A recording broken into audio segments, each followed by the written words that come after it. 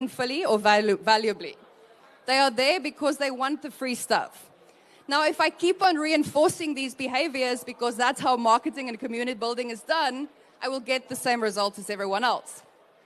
However, if you take an approach of someone is able to be empowered, not because of your project necessarily, and you'll understand why I'm saying this, but because your user-centric design has always put them at the center. That makes your product offering very different than someone that builds a solution because they like the solution. Business 101. Now, second, then we have speculators in the traditional model. They are there for the quick gains. This is the behavior that we are reinforcing as an industry. What if we flip it on its head and say, instead of people speculating, I want people to be participating, whatever that means. Yes, it's great to have supporters, but wouldn't you rather have ambassadors? Yes, it's great if you have the money to pay a KOL obscene amounts of money in order to talk great things about your project in the media. But what if average, everyday retail investors become micro-influencers for your project? The network effect, word of mouth. So let's look a little bit at how this would work.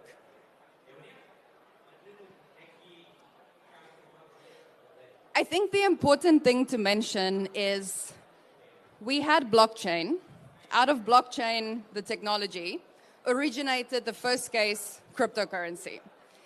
From cryptocurrency, we've grown to an industry called Web3 that there's so many different aspects to this industry that you can meet new people on a daily basis that are doing things you've never heard of. However, ultimately, no matter what the technology is, no matter what the use case or the application is, Web3 is about saying that there should be a better, what does better mean? A more balanced, a more equal relationship between retail investors, between users, and between platforms. So if we are going to have a Web3 solution, it should give people more benefits than what they are getting in Web2. Otherwise, there's no reason to make the switch. I'm not going to go into this because I'm not sure I have enough time, but I will very briefly mention that when we are marketing in Web3, we are marketing blind. There's a lot of analytics that are not being utilized by Web3 companies. And also because there's a massive silo between marketing on Web2 and marketing on Web3. So the question then becomes, how, if you are marketing and advertising to a user, how are you doing it? Are you expecting them to come to your Twitter page? Are you expecting them to come to your website, to read your newsletter, to go to your events? Or do you meet them where they are? I don't know about you guys, but when I need to go out to get my morning coffee, I pretty much decide to skip it unless it's delivered to my door. So if we are bringing value, we need to bring value where people are as opposed to wanting them to make changes to meet our goals. So what we ultimately need is we need to flip the model of Web3 community building and Web3 growth on its head. We need to put the people that we are supposedly doing this for at front and center. We need to say that, yes, these models that we have now are the way that things are being done, but we also need to say we don't have to do them this way. We can start changing things so that when you go home to your family for dinner, they don't ask you, are you still in crypto? How's that working out for you? Or, oh, crypto is just a scam, right? So if you are tired of being the person having to defend people that you don't actually agree with, crypto is great, but it's also terrible, then we, the people, are the ones that need to start thinking differently about how we do crypto, about how we do Web3. These technologies are incredible, but they are only incredible if the world chooses to adopt them. And the world will not adopt them if this is the way that we are doing things. It's not sustainable and it simply won't last. So ultimately, what we need to do is we need to understand that something is only sustainable when the value lasts over time. If I buy something, I'm not buying something thinking it's going to break tomorrow. I might, but that means it's an emergency and it's the only thing I have available. Whenever I have options, I will choose the option that is absolutely right for me. Web3 is not doing that right now. We are not giving people the best possible options. We are taking the best from Web 2, and we are taking the worst from Web 2. So let's just stop. We are taking some of the worst from the traditional financial system too. So let's move on and create a better future for next Christmas when people are again asking, are you still in crypto? Maybe you can say it with a little bit more pride then. So, going to leave you with a real-world example of how Adlunum has implemented Engage to Earn and Proof of Attention. Of course, my invitation to you is to take this and make it your own. Think, if you are building something, how are you able to leverage what people want independently of you and then become the go-to platform to give them that, as opposed to having to try and sell them. When you are selling people, you're doing something wrong.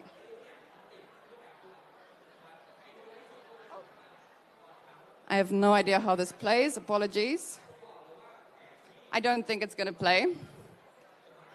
Well, please connect with me afterwards, and I will tell you more if need be. This is our Engage to Earn platform. Would love to talk about it. Was not going to talk about it. Do not want to talk about it instead of the video. Please come to me, and we'll have a chat. So, on that note, thank you so much. Once again, I think it's absolutely incredible to spend 2 p.m. on a Saturday afternoon in Bangkok when there's so much amazing food and great weather outside. You guys are here, so kudos to you for investing in yourself. Thank you. Have a great conference. Thank you. Thank you, Naja. Well, indeed, it is great weather, but even though this is the rainy season, apparently we have not seen much rain yet, so thank God for that. Okay, moving along, it's time for our next panel discussion. This panel discussion will focus on the future of real-world assets and Web3, which should be really interesting. And we have a number of panelists who will come up and speak with us. But let's first welcome our moderator for this session. Please welcome Mr. Derek Alexander John Hugenkamp, CEO of Yala Limited and co-founder of Ascended, Rizuk, and RWA Software. Our panelists include Ms. Chitinan Chasihara, CEO of TokenX, Mr. David Bolliger, founder of Mecca DAO LLC, Mr. Rahul Badoria, co-founder and CEO of Mr. Mint, and Mr. Benito Alisa, CEO of Wakanda 4.0 Limited. Please welcome. And now I would like to give the stage to our moderator, Mr. Derek. Go ahead, sir.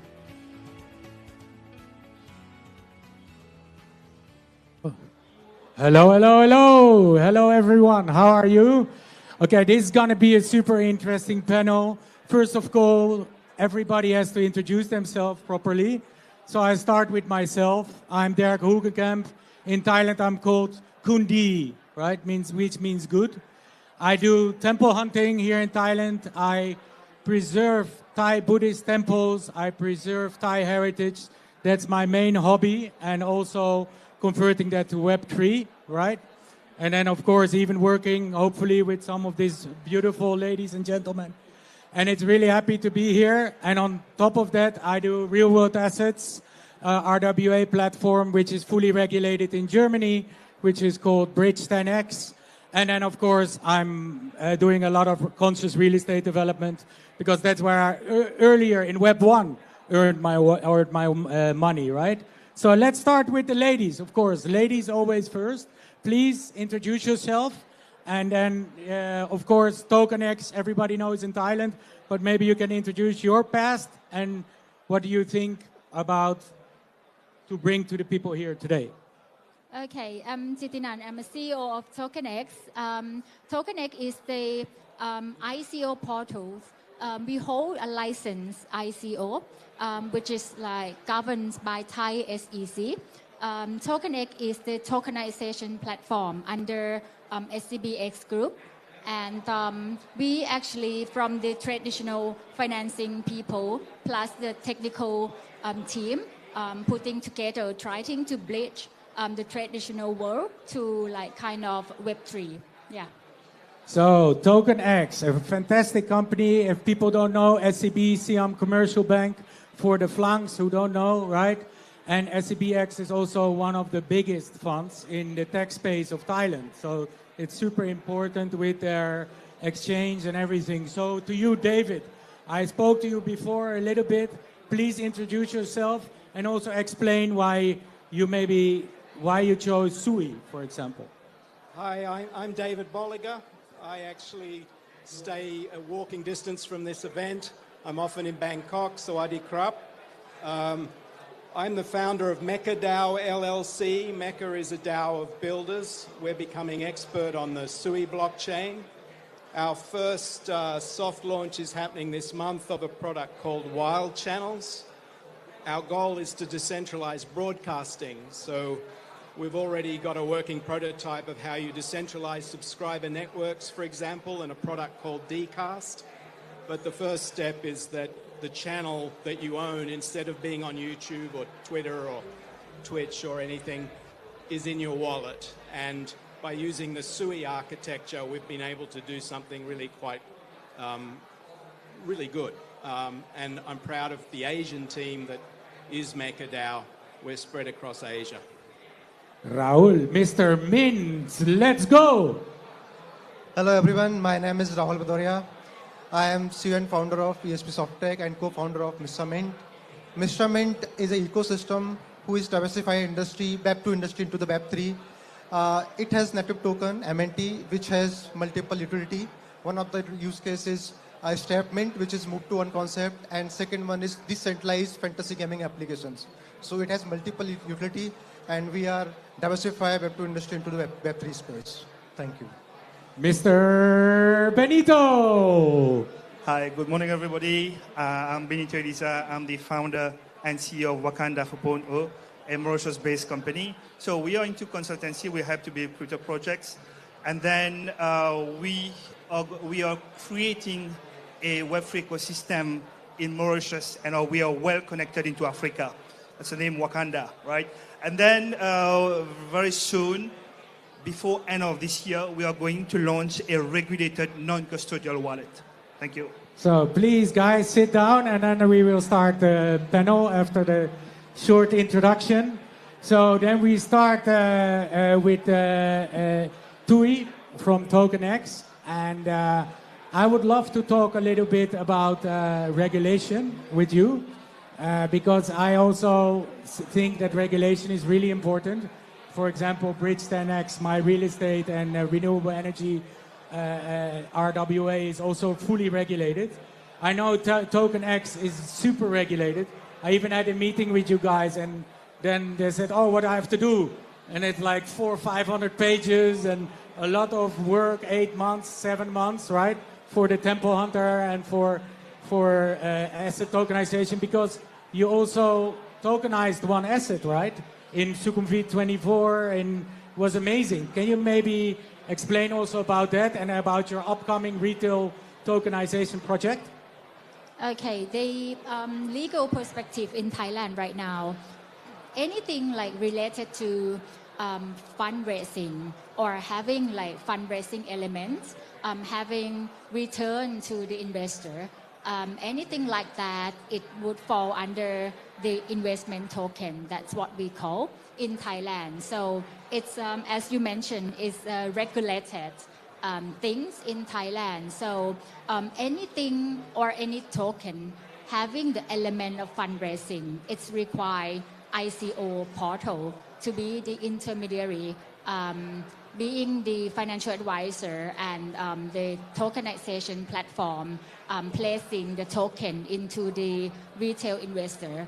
So what we do is we act as the central body helping our clients to like due diligence to make sure that everything to be in line with the law and regulations. So helping like our clients to writing the white paper, helping them into like building a smart contract, basically the end-to-end process, starting from the structuring into the placement of the primary markets of the investment tokens.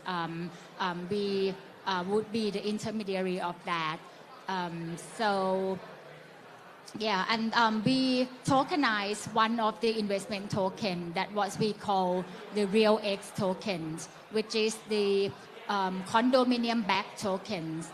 We combine many like luxury condominiums in like 3 prime area in Thailand. We putting into like a portfolio, and then we tokenize the right of the investment into the a very small unit of the token. It's only like kind of 3 USD per token. So it's very fractionalized to make like normal people to be able to invest into the luxury condominium. That's what. Yeah, the accessibility to tokens, and that you can, for example, invest in something maybe because you couldn't invest before. It's a good use case, for example, for African countries, or for even in Dubai in the beginning, where I used to live. Now, of course, live in Thailand because it's fantastic here. So, David, I know you spent a lot of time in Tanzania even, and now you're using a DAO model, right? And why did you choose this, and why? And does it also have to do because you think things should be more equal, more decentralized, or what is your opinion on this? Well, it's a mixture of the spirit of the thing, but also the practicality. There's huge inefficiencies if you've been an entrepreneur in the past. You know, I've done my time in Silicon Valley and in Web 2 kind of startups. And the beauty of the DAO model we've chosen is we've incorporated in the Marshall Islands, and it's an LLC structure, but instead of having directors and officers, it simply says this LLC is governed by that smart contract. So it's a beautiful arm into the world, and a legal structure I'd recommend to anyone, because it sort of simplifies a lot of the more complex Web3 structures into one entity. And you can have a for-profit DAO LLC. And the legal system in the Marshall Islands is based on Delaware. So it's a very practical system. But also, as you say, you know, our mission is to decentralize broadcasting. We're concerned about the 360-degree propaganda we're all living in, and the manipulation of human focus. And to solve that problem is going to be very, very hard. But we've made great steps, and the first step will be a channel that you actually want, because it completely changes your monetization prospects, and it is not an advertising-based model. It's a new model. It's a new business model for Web3. We started with that intention to not be dependent on advertising. That's fantastic, because inclusion is super important, and that's what Web3 also should stand for. And I think that is a really great example with the broadcasting, because I even don't want to look at my phone with all the stuff what I see every day, right? So, Rahul, right? I mean, you're Indian, right? And how does your project, and how do you see the inclusion of India in the Web3 space and your own company? And you're, of course, called Mr. Mint. So explain that. Why is that? So as we know, like blockchain is very powerful technology, and it has several advantages over Web 2. Like it's secure, transparent, and basically, so what we are doing, we are building an ecosystem in Web 3. So we have launched our own token, which is MNT, and we are creating utility of that in a different industries. We have targeting 2 industries so far now. First one is health industry, like fitness industries. So we are working in a move to one concept. And second one, we are targeting the sports industry, where we are building a sports industry in the Web3 space. So yeah, of course, in India, there was challenge to build community in the Web3 space. But yeah, education is the very powerful impact where we do educate people on a regular basis. So yeah, we have very strong community in India, and we are diversify Web2 industry into the Web3 via our utility, our token. This is MNT. For sure, you have cricket there, right? If you do sports also? Yeah. Yes, so then it's easy to hear you should do something with Muay Thai, no, in Thailand. So it's fantastic. And also the cultural element is always reflecting here in India with cricket, here, for example, in Thailand with Muay Thai. You can do some amazing stuff together. I know TokenX is doing something with that also, so later you can talk about that. Mr.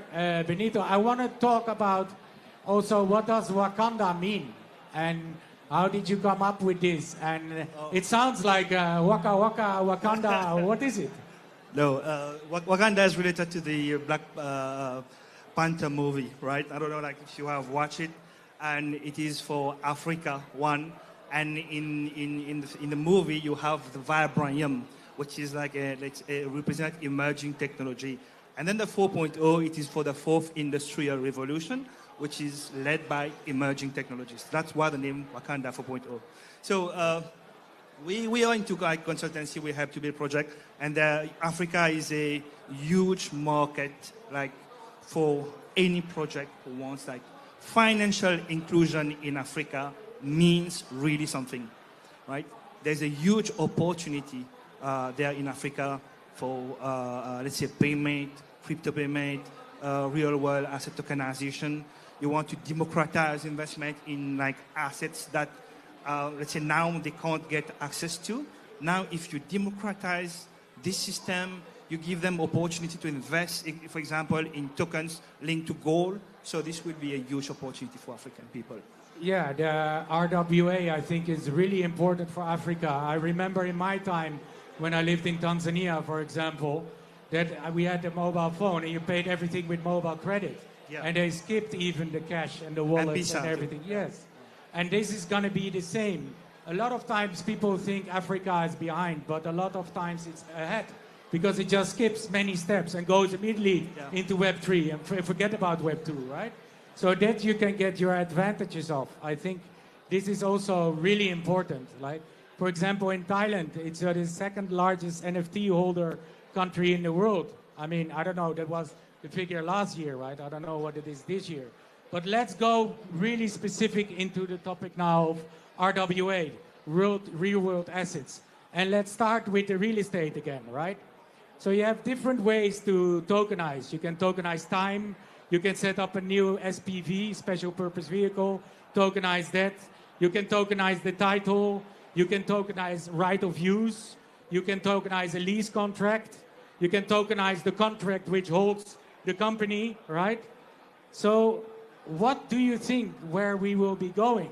What is your opinion? Because you just launched a new project, a retail project, which I think is fantastic location. So first of all, we know that it doesn't matter if you do RWA, but your underlying asset, your Web2 asset, needs to be solid. Otherwise, why are you doing RWA? RWA is not to be used to raise money for an asset which is useless, right? Some people say, no, I just raise money, and that's it. No, it needs to be a good underlying asset. For example, your project of that is a really good prime location, main road, retail, 98% occupancy, 95%. Correct me if I'm wrong. She knows better than me, but I'm just saying. So what is your opinion on that? Where are we going? What is important? Right of use, time, SPV? What do you think? Yeah, I think actually the technology is now like there. We can tokenize anything, but for when we talk about the RWA, I think the most important one is whether it's legitimate, whether it's like legal binding, whether like such token can like be enforceable under a particular Thai regulation. So when we talk about the regulation or legitimations, I would say different country may have like different legal framework or different legal practice. For example, in Thailand, the real estate or basically land, the owner of the land, you need to have your name writing in the title deed, which is like a paper title deed, and you have to have your name in the database of Department of Land. That's the proof, a real proof of ownership for the real estate in Thailand. So minting a token to represent the ownership of the real estate, that's the questions. Whether you can do it directly, such token can be enforceable or proof that you have the direct ownership or not. So the answer right now is no. That's why we need to go back to the trust structure. So we need to have like a central body backing to trust, acting as the kind of the intermediary or representations of the investor in Thailand. So it's go back to quite traditional way to ring fencing the risk to the investor. But that's the way that you can legalize the token, legalize the to make sure that the investor have the right into that particular asset. And when we talk about like even movable and immovable asset law and regulation in Thailand, the practice showing or proving the ownership is different. For the movable assets in Thailand, you can prove the own. Basically, we prove people who own or possess or hold the asset. Being the assumption is who hold or who possess the asset is the owner of such assets. So minting token, just only token, whether it's like kind of proof that you can own such underlying asset or not, is something that we need to structure. So that's why I think registration is basically very important. Yeah, so it also depends, of course, of which law apply, where. Like, for example, in Dubai, you have even DIFC, which is based on common law. The rest of Dubai is based on Islamic law. So it's really confusing, right? And the same for Thailand. It's completely different laws. For real estate especially, it's that easy. So different kinds of RWA and regulation and ways of doing the RWA would be completely different in each geographic location. How do you see this being solved with your tokenization of broadcasting, your RWA of broadcasting? So I think there's always two ends to the stick, and you're either looking towards blockchain from the traditional world, or you're looking towards the traditional world from blockchain. So this is very much the problem of looking from the traditional world towards blockchain. I don't really think you can easily morph the system that we have, and I'm sure you're feeling the pain. What I am more focused on for what we're doing, which is different, is obsoleting the current system. So I don't think... Can you repeat that? Obsoleting, you know, to make obsolete the current system. So there's a process in technology that everybody, you know, I remember the beginnings of the internet when people called it the worldwide wait. Yeah, you know? yeah, I agree. And nobody could envisage that the technology would eventually obsolete so much of what we do. So my team, we're only working on obsoleting. We're not working on, but we're being practical and legal and careful. So the beauty of content is what is more valuable in our lives anymore than content. And now that AI is going to be permanently part of that equation, we're interested in how do you treat content itself as money, content as value. Yeah, content is king, content has value, content, I know. I mean, I'm doing also a lot of content on social media, and then people ask me, why are you doing that? I'm not doing it for the likes, I'm not doing it for the shares. I'm doing it to share to my friends. And I remember in the beginning of the internet times, everything was like decentralized and everybody is free to do whatever they want. Do you think, Raul, Mr. Mint, do you think that the DAO and the decentralization and the regulation, how is that going to work? I mean, are we really going to be decentralized, or is it going to be the same dream we had with the internet, which he mentioned before, that everything is free, but in the end it's not that much, because you have Facebook, you have Instagram, but If I talk about a certain car brand today, then I have the ads on my phone within 1 hour, right? So what is your opinion and how do you tackle that in your own company and in your, for example, your esports? It's very important. So, I believe in technology. So, I know, like, we know blockchain technology, like, when comes, the cryptocurrency was the first use case, right? But I believe blockchain technology is not for the cryptocurrency only. It has the real case in every industry. If we talk about in a real world industry, like health industry, supply chain, real estate, commodity, it can be used anywhere. I know it's early phase so for now, but yeah, in upcoming phase, like when the regulatory frameworks will be more involved and there will be some more emerging technology comes, then definitely it can be used in a different industry, majorly supply chain, real estate.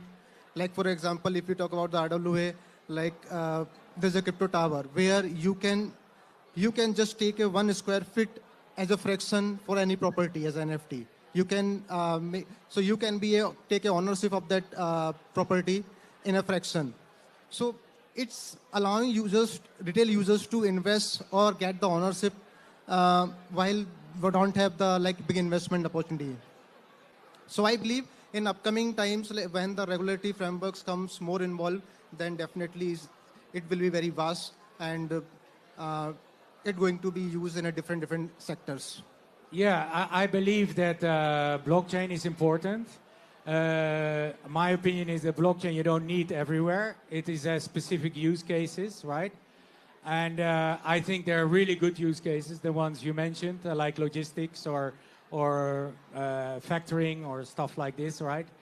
And for example, my platform is blockchain agnostic. You can do it the traditional way and the Web3 way, let's say like that, using blockchain or whatever blockchain. So which blockchain you have to use is also a big question, right? So how do you see that? How do you see that are you obliged to use blockchain nowadays? Do you think that blockchain is the future or you should be blockchain agnostic? Or what do you think about it? And how does it relate with RWA in your opinion? Yeah. No, blockchain, yes, is a very important platform to be decentralized, to the decentralized system, right? But we need to bring a solution. Like there must be a problem to you bring blockchain. You don't just use blockchain for the sake of using blockchain. There must be a real use case, right? And then it comes with other technologies. The powerful tool that we have in a smart contract. You can automate so many things. And then you connect other, like oracles, we call it oracles, like to this smart contract. When one condition happens, then it is executing another conditions. And this is like a very powerful tool. But of course, there must be a use case for it. And then you bring other technologies, you bring AI and blockchain and see how it can work together. You're using data, ML, and all that. So all these are very important. Yeah, so the underlying use case, what was the same with digital currency, which was the utility, right? And also, of course, the underlying asset, right? And we go back again to the Web 2 world, right? So the underlying asset, if the underlying asset is not good, why are you going to use RWA, right? So there are different advantages of RWA, and some people believe that RWA will be the future, even bigger than digital currencies or than blockchain or NFT or whatever, right? I mean, it makes sense because there are so many assets and everything should be real world assets, right? What is your opinion on that? And also, what does it improve besides of speed, besides of liquidity, besides of optional fractionalization? What do you think, what the future will look like? Will everything be tokenized? Will everything be RWA? What is your opinion on that? Yeah, actually, I think I do agree that it's depending on the use case. And from the Web2 regulated body, I think it's also depending on the regulation of each of the particular country. I think the flexibility is there, the technology is there, but I think it's also depending on the understanding of the traditional people as well. Because for the Web3 people, it's very easy to like invest or interact with like kind of a digital wallet, moving crypto around. But for the traditional people and for the institutional people, a big money is there. So how we can like facilitate or how we can bring them into this space. So I think it's takes some time to be there. By like for us, we trying to start with certain underlying that people easy to understand and people like kind of being confident that it's legally binding and it's like with like certainty of confidence. So we bring like traditional people in, also the institutional investor as well. So yeah. Yeah, bridging the Web 2 world with the Web 3 world. And that bridging can only happen when there's education and trust, right? Yeah, that's true. Yeah, and then David, I mean, you of course, RWA with broadcasting is not done by a lot of people, right? And how would you gain that trust from your customers? How would you gain this bridge? How will you do this bridge? How will you educate your community, your users to use this? Because it's really difficult to bring grandma to the computer and use a wallet, right? Like, for example, I want to bring the children back to the Thai temples through gamification, trying to bridge, bringing them back to the Buddhist temples, right? Yeah, so the beauty of SUI, for example, is they have a zero-knowledge social sign-in that's working beautifully already. My sister or my mother will sign up to our app feeling like she's just using her Google credentials. The wallet gets created using technology in the browser. As long as you have access and only you have access to your Google account, only you have access to your wallet. Now, that has nothing to do with Google. That's a clever bit of mathematics that people are now using to make it possible to just have familiar Web 2 feeling sign-in that actually creates a wallet for you, and you just put 2FA on your Google account and you're fine. For medium security, you know. But I want to just zoom out one step because it's a very interesting conversation. I think everybody's making great points. What we're really talking about with real-world assets is the Internet of contracts, right? And there's a piece that hasn't been mentioned yet, which is the oracles. So, you know, blockchain is the data structure, and smart contracts are hyper-efficient, secure bits of logic. When done right. But then you have the oracles which bridge that to the real world. And the problem we face when we come from one end of the stick, the traditional world, is it's not, governments aren't going to think about oracles. They're going to think about, oh, it has to be registered with the land office, you know.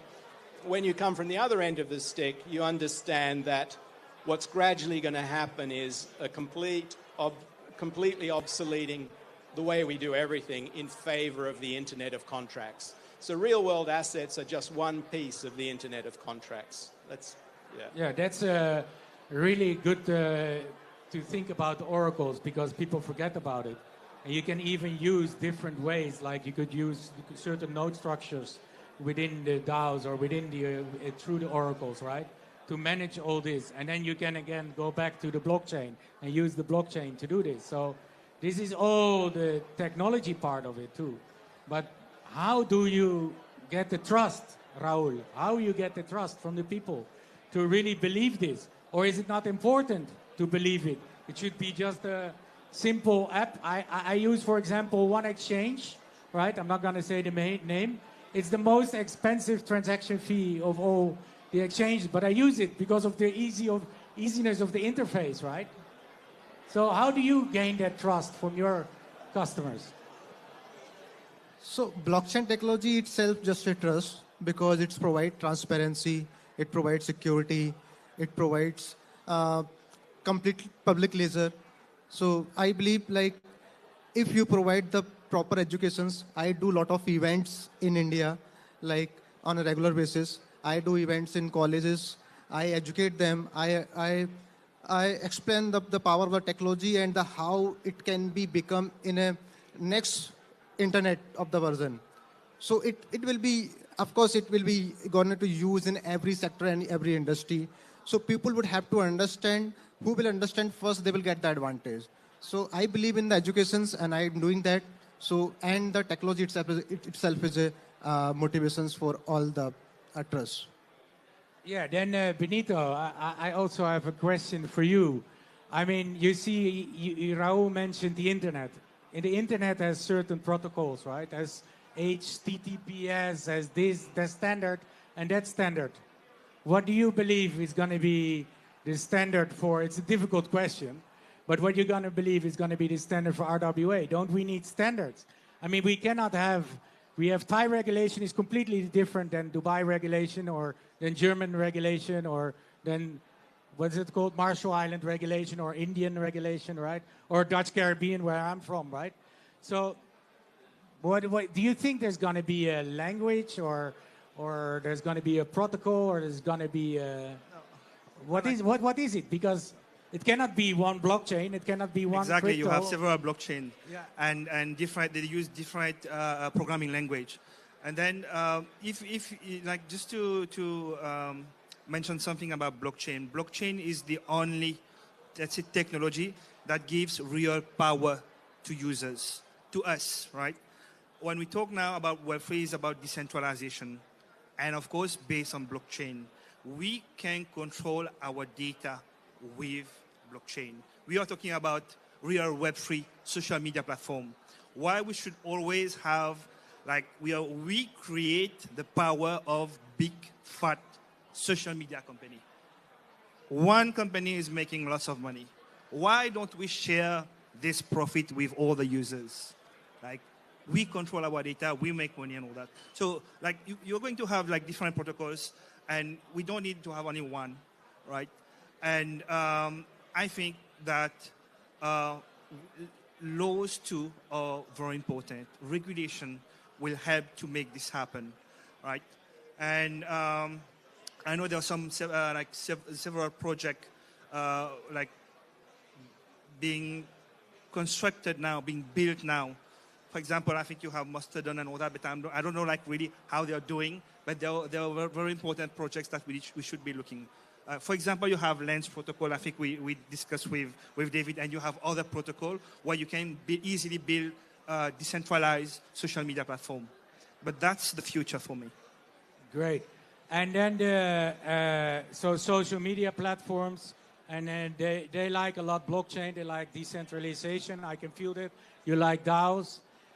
I mean, I have, for example, a RWA platform in Germany, a regulated one. And the people can also use it without blockchain and without decentralization or without a DAO. But they can also do it through blockchain. They can choose their blockchain. They can do all these different things. What is really, if I ask, you can have a few points each one of you, and I go rather fast from one person to the other, is RWA. I start. RWA gives better transparency. What is yours? RWA is, what does it give? It's the opportunity for the inclusions, financial inclusion. Inclusion, RWA. It breaks down silos of liquidity, right? So more liquidity, more access to liquidity. RWA. It's more efficient, and it's removing that intermediary, and also it's bridging between the traditional system into the Web3. Interesting. Benito. I'm the last one. It's more difficult. So more difficult. You have less options. No, like I'm going to say, like it's easy to access. Like you have the education part, which is very important too. If we don't like people in the industry, we don't help to educate others, like who are still in the traditional one, they won't enter our world. Like there's a whole education program to be led by, let's say, by government, by us, like, to make all this happen. So inclusion, efficiency, effectiveness. I mean, I have to say regulation too, because you can also put regulation on the blockchain, right? So you can integrate that. Do you need blockchain? I don't believe so. But is it a good tool? It's amazing, right? So even NFTs, do you need them? You can use them, yes. RWA, do you need it? I would say yes, sorry. What do you believe? Do you think we need RWA? And I have the same question for everyone. Whether RWA require blockchains? No, I mean, do we need RWA in our daily life? Okay, I think I Going think, into the tech part. yeah. Yeah, I believe in like RWA. Yeah, for the reasons that we just discussed. Yeah, RWA is like around our life, so I believe in RWA. Don't you believe RWA is the bridge between the traditional and the modern world? I don't think it's really about belief. I just think it's inevitable. We're moving to Right. a smart chain of internet of contracts. We're going to have hundreds of thousands of blockchains probably. There is already a very good interoperability protocol, CCIP. What's happening behind the scenes of what if we think of ourselves in our normie aspect, what's happening behind the scenes is so far ahead of what governments are. Governments are just getting around to talking about the internet. We've already finished the internet. We're now moving into a world of agents. We're moving into a world where verification will be so important because pretty much anyone or anything can be faked in seconds. And so real-world assets are also part of the solution to how do we stay human in an AI world? How do we trust in an AI world? I mean, this goes really deep because AI and trust. Then we talk about, don't you believe, Rahul, that AI is controlled? Do you Yes. believe, of course you would say you should use blockchain for that because I know you. but what do you think about this? I mean, he makes a really interesting point because then we go again about trust. Do people really use the internet and they think how it works? They don't. They just use it. Do they, SEB, if you use the app, do you just trust it because it's SEB, right? So AI, you use it. Who is controlling the AI? I mean, but the answer I get, is that the right answer? So it depends basically how to use it and where we are using it. It completely depends on the use case on that. But as I believe, AI is going to be very effective in terms of the utility of the manpower because it will increase the efficiency of the any manpower work. So definitely it's going to be a good use case in the future. Benito, we have only 2 minutes left, so please.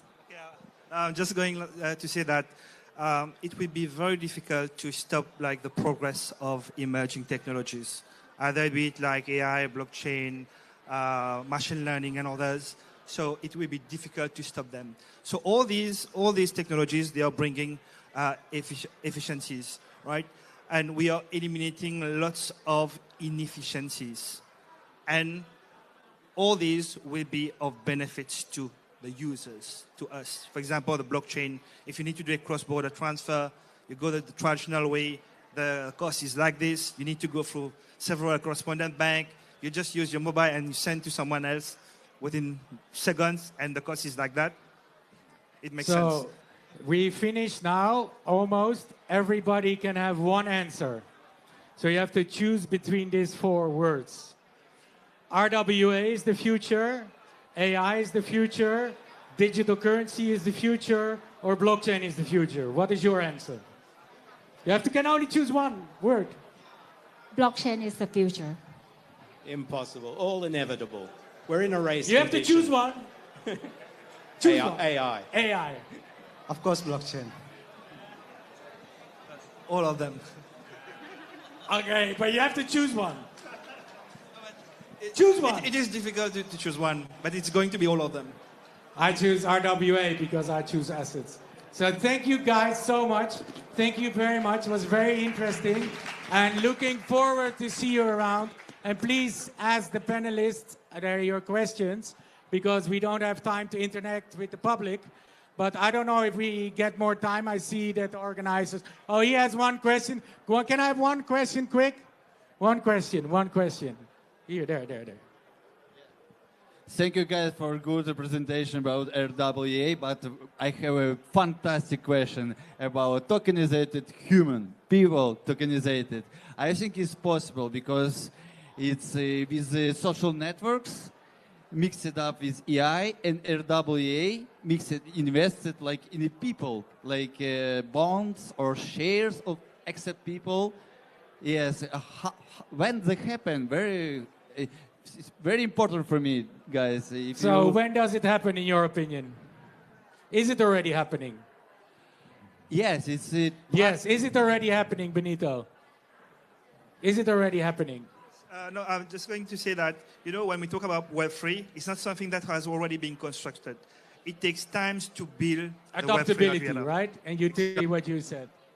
Is it already happening? Yeah, it's already happening. We just but only through blockchain, right?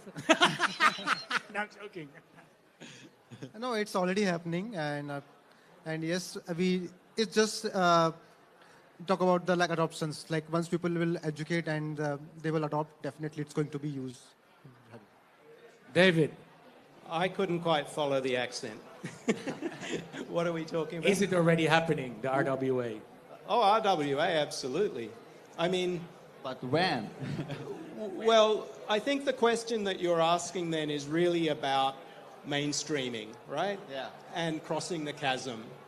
And I believe that technologies like the ones we're investing in, both literally and symbolically, are essential for mainstreaming. I mean, there is, the problem with the Ethereum world and the legacy, although it's seeded all of this, there's just no part of me that believes that a mainstream world can care about those complex, clumsy, slow user experiences.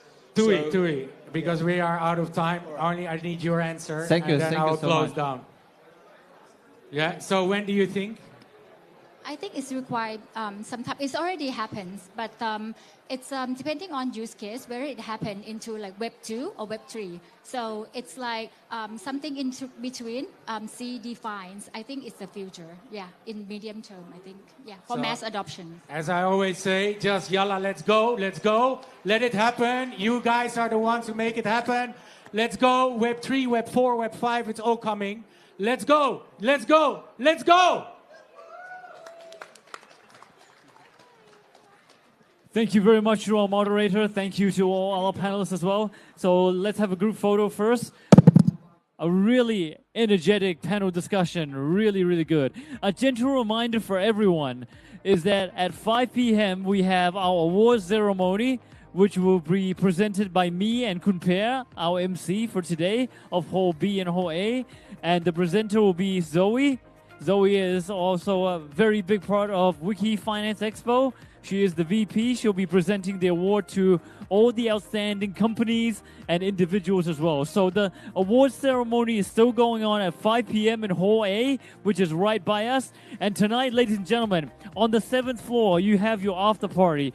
So good news is that the award ceremony is still going on. And also the after party, which is happening at 6 p.m. tonight on the 7th floor in this hotel, is still going on as well. And we have Kunpanchi as your MC. So she's very entertaining, she's very energetic, very fun, and making sure that everyone have a good time. Because today we started very early in the morning and we will finish quite late tonight. So we want today to be as jam-packed as possible with great sessions during the morning, great sessions during the afternoon, lifetime achievements with the award ceremony, and a time to mingle, relax, socialize, network amongst one another tonight, 7th floor, 6 p.m. Please join us for the after party. If you have the e-invitation, please proceed to the after party and join us in the after party. That's coming up later on tonight. So the schedule for the award ceremony and the after party is still the same. And now I would like to welcome a very important person. He is our keynote speaker and he works for, I think it's right now the richest company in the world. Isn't that right, Alice? Microsoft is #1 now, right? It has surpassed Apple and NVIDIA for #1. Yeah, I think it is. So Microsoft and Apple has been, neck and neck. But right now, as of today is the 7th of September 2024. Microsoft has now become #1. So let's welcome Mr. Peter Singh, Data and AI Specialist at Microsoft. He will be presenting decentralized AI agents. It's a Richard's company right now, right?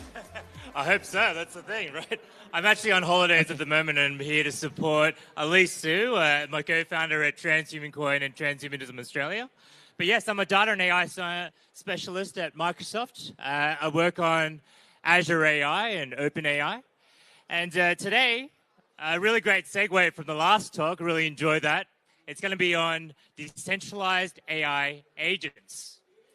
So, I'm just going to give you an illustration of where we are at in terms of AI right now, in terms of the AI agents and how they're performing. Watch this.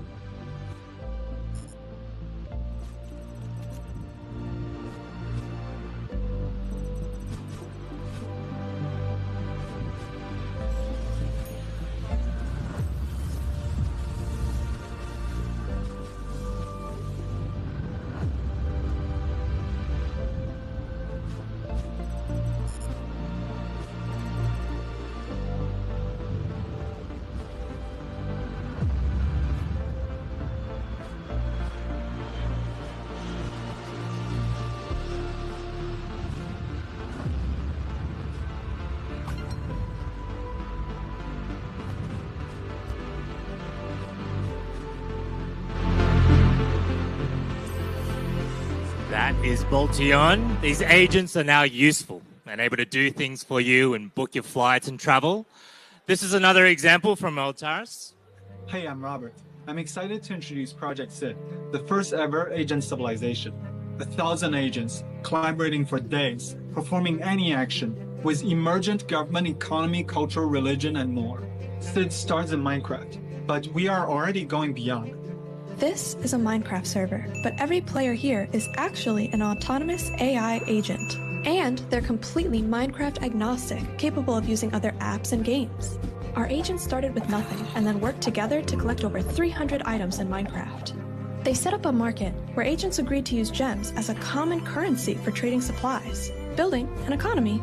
In this case, you might think the merchants would trade the most, but it was actually the priest. Why? He was bribing townsfolk to convert. We run these worlds every day, and they're always different. Here are 3 of some of our favorite moments, starting with Olivia's dream. Olivia worked as a farmer, providing food for the entire civilization, until she was inspired by the tales of the village explorer Nora. Olivia attempted to go on her own expedition, but townsfolk pleaded with her to stay, and Olivia actually listened. She gave up her dream for the village, for now. Next, we simulated parallel worlds under Trump and Kamala.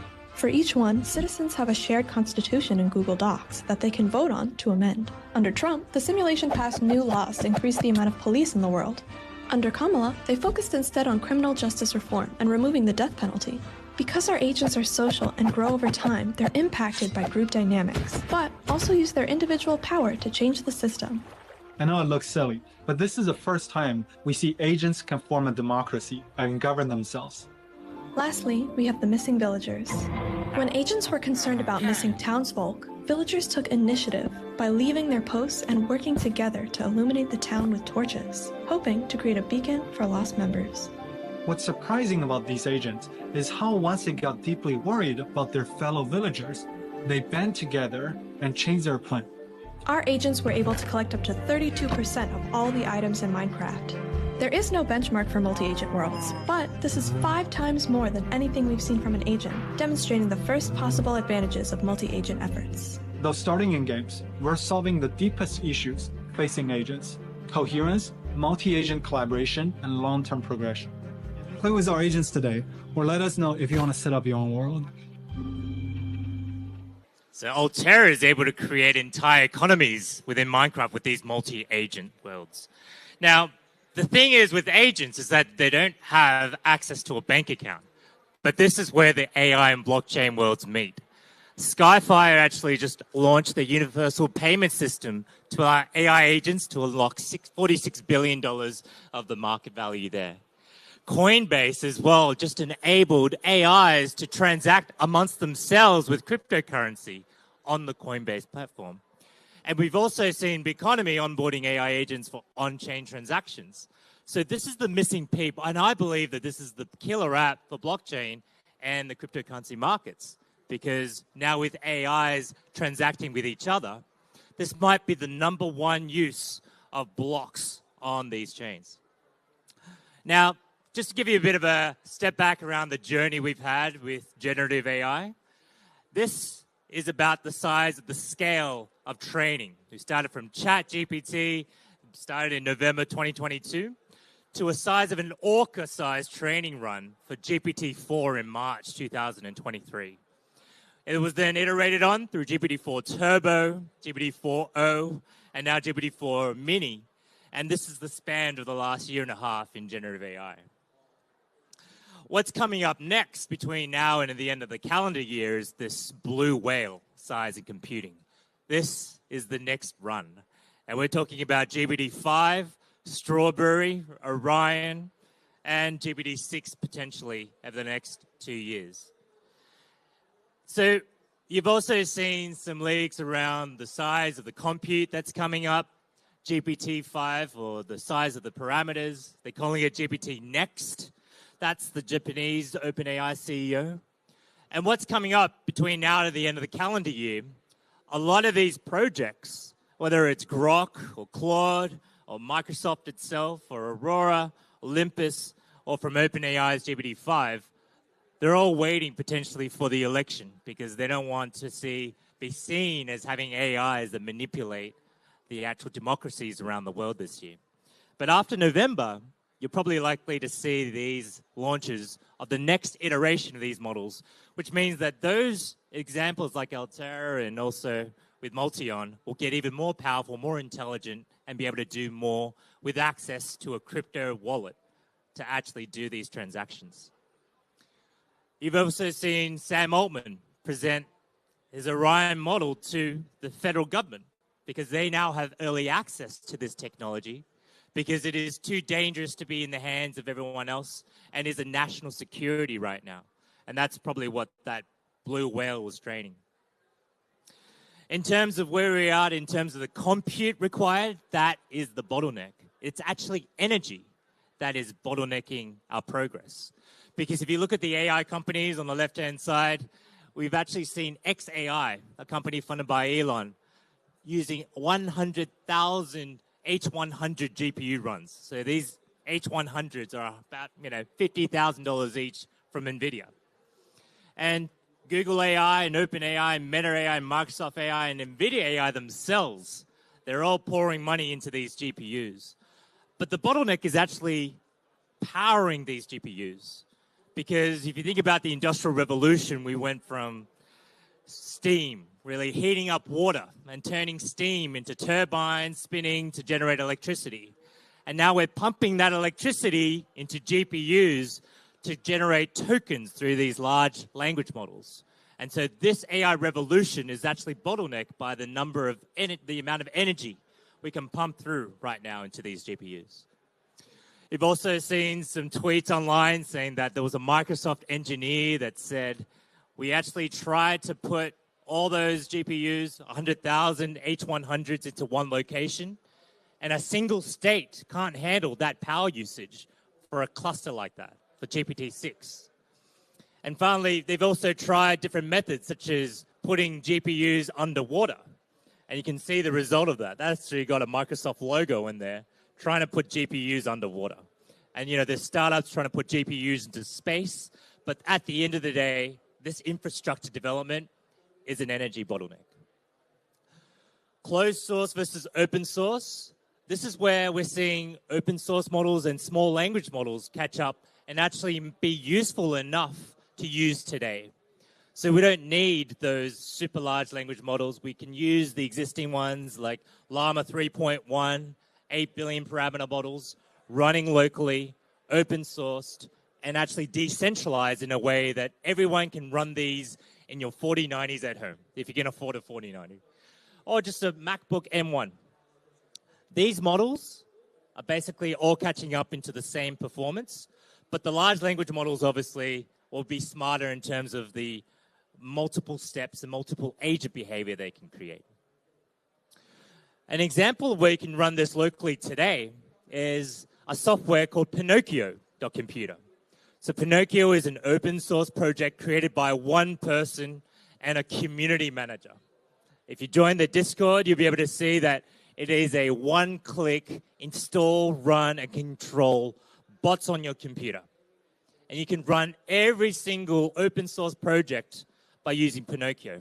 If you can see things like Comfy UI for your image generation, AutoGPT for your multi-agent actions, Florence models that are released by Microsoft that are open source, Forge running Flux Dev. This is the best open level image generator, better than Midjourney today.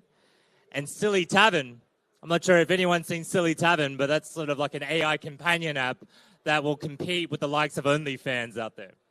And an example of what you can build right now with generative AI and these open source models is this. Hi there. Okay, this is gonna sound really strange, but I had the weirdest dream last night. Like, total mindfuck.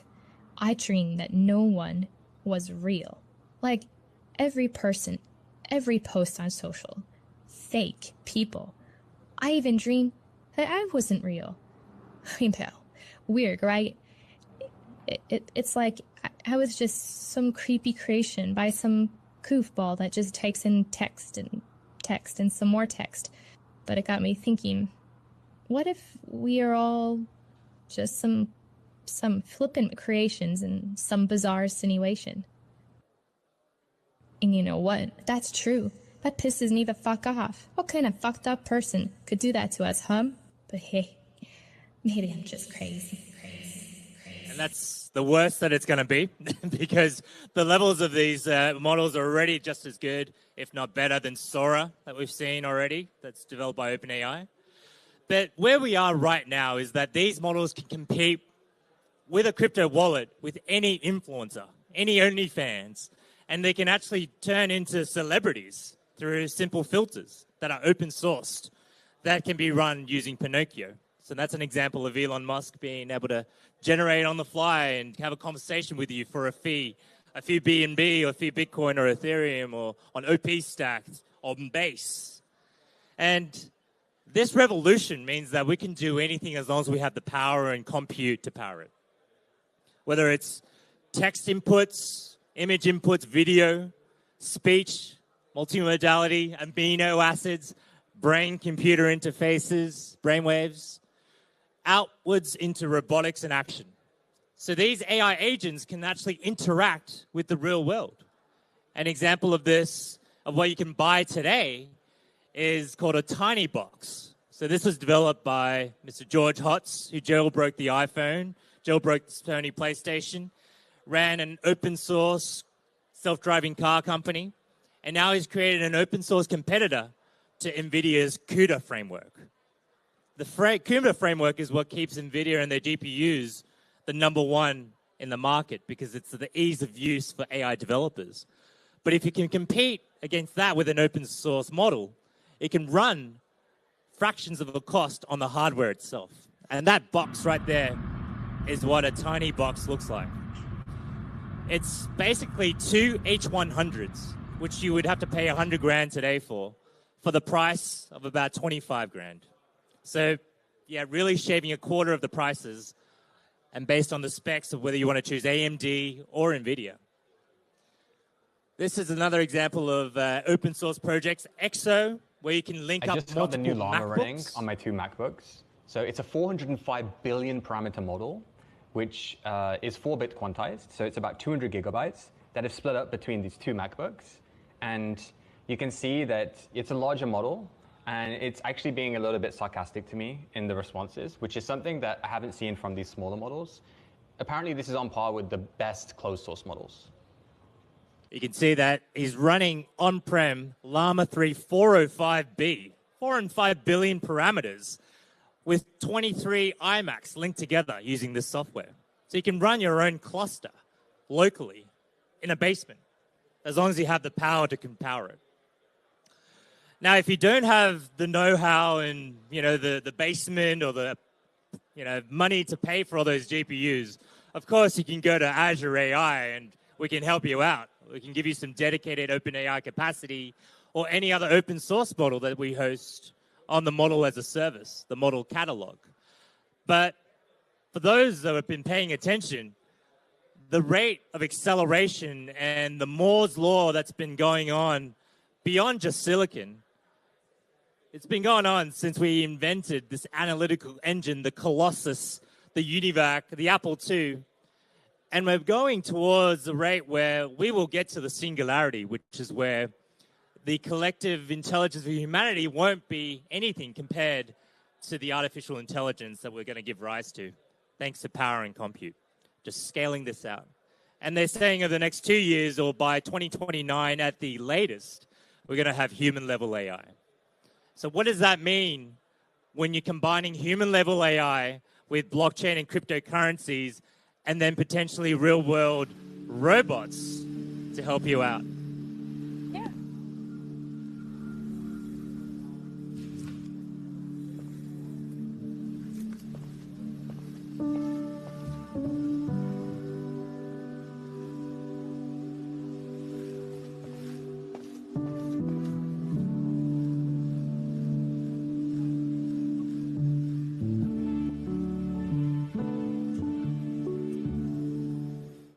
So Lisa and I are actually going to Shenzhen to see what the Chinese equivalents are.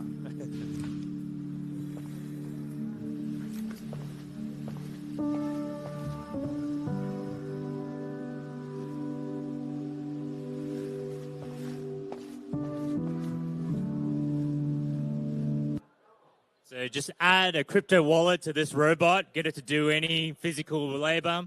This is how it's trained right now. It's an Apple Vision Pro.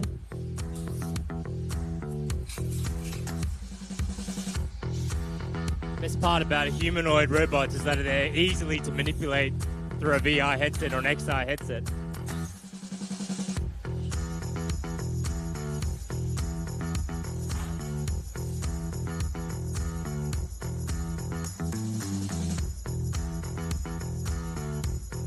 It's all available on GitHub.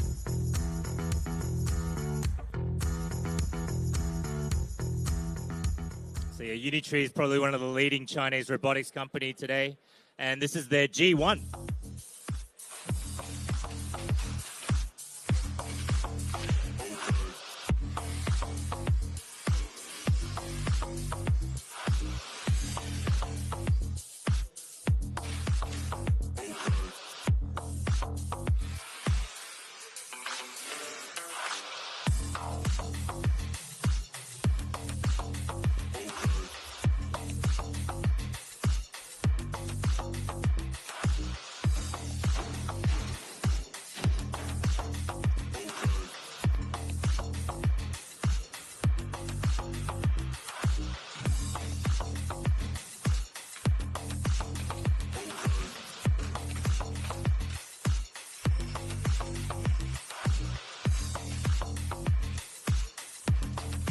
Oh yeah, and they do the dogs thing too.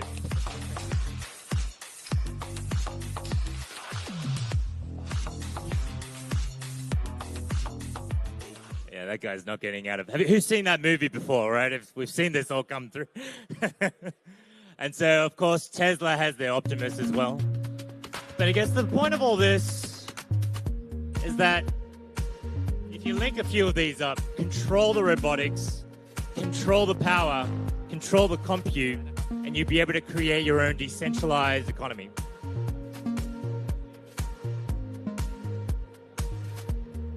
And this is happening right in their factories.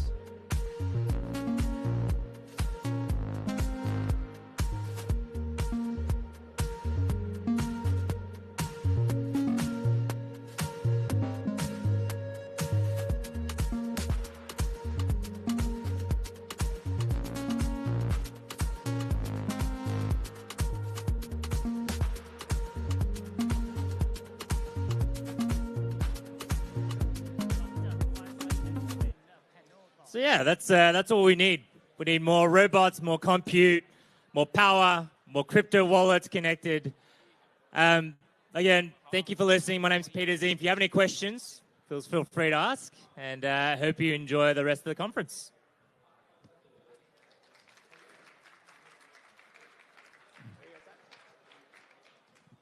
Thank you to Peter. Thank you very much for another great presentation by our keynote speakers. So our next presentation will be a fireside chat by two esteemed speakers.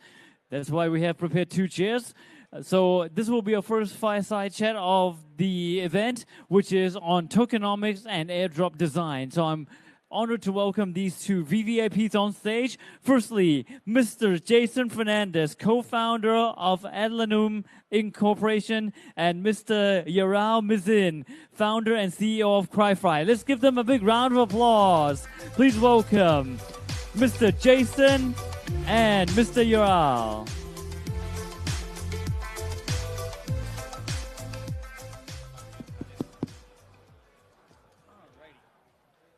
Hi all, really glad to be here.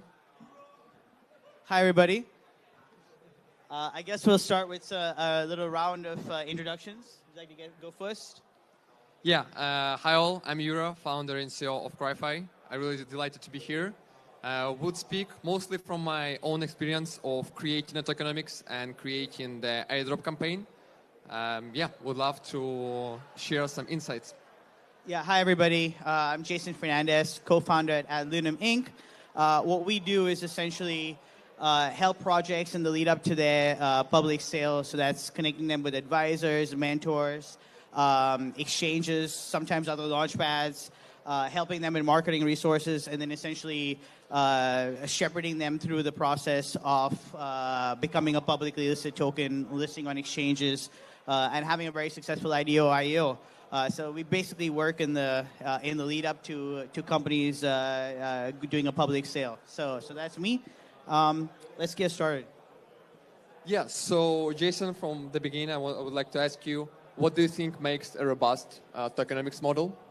Oh, thanks. So that's a very complicated question. There's a lot of different components that go in, but I would say the sort of main three components would be utility.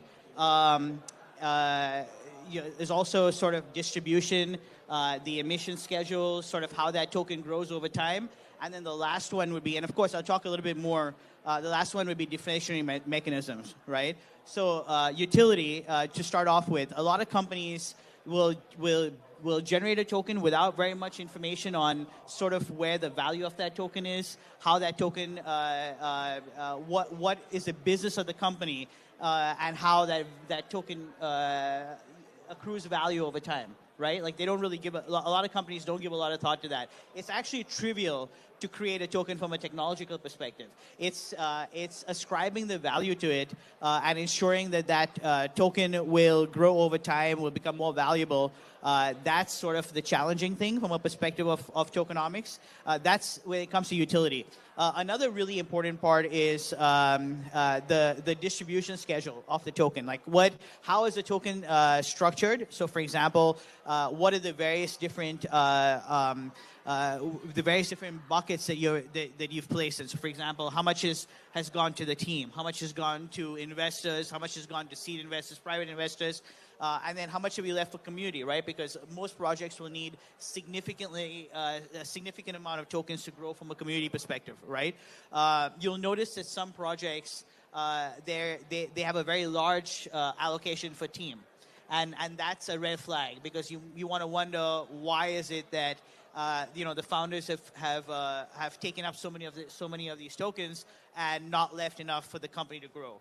Another is, of course, distribution schedule, right? So it's a question of how exactly does this token grow over time? How does the supply evolve over time? You might control the supply really well when you're first launching the token, but then what might happen is you might introduce quite a bit of liquidity on exchanges, and that leads to a lot of downward sell pressure that has not been accounted for by, let's say, other parts of the company. Have they ensured that there's enough utility, that there's enough value in the token, there's enough hype, people are interested in the token, or is it something that they're doing completely independently? They're building a company on one end, and then they're releasing tokens basically willy-nilly on exchanges just whenever they want, right? So it comes down to really controlling that supply and ensuring. So you want to see the token distribution schedule as an investor. That's something we look at, quite a bit.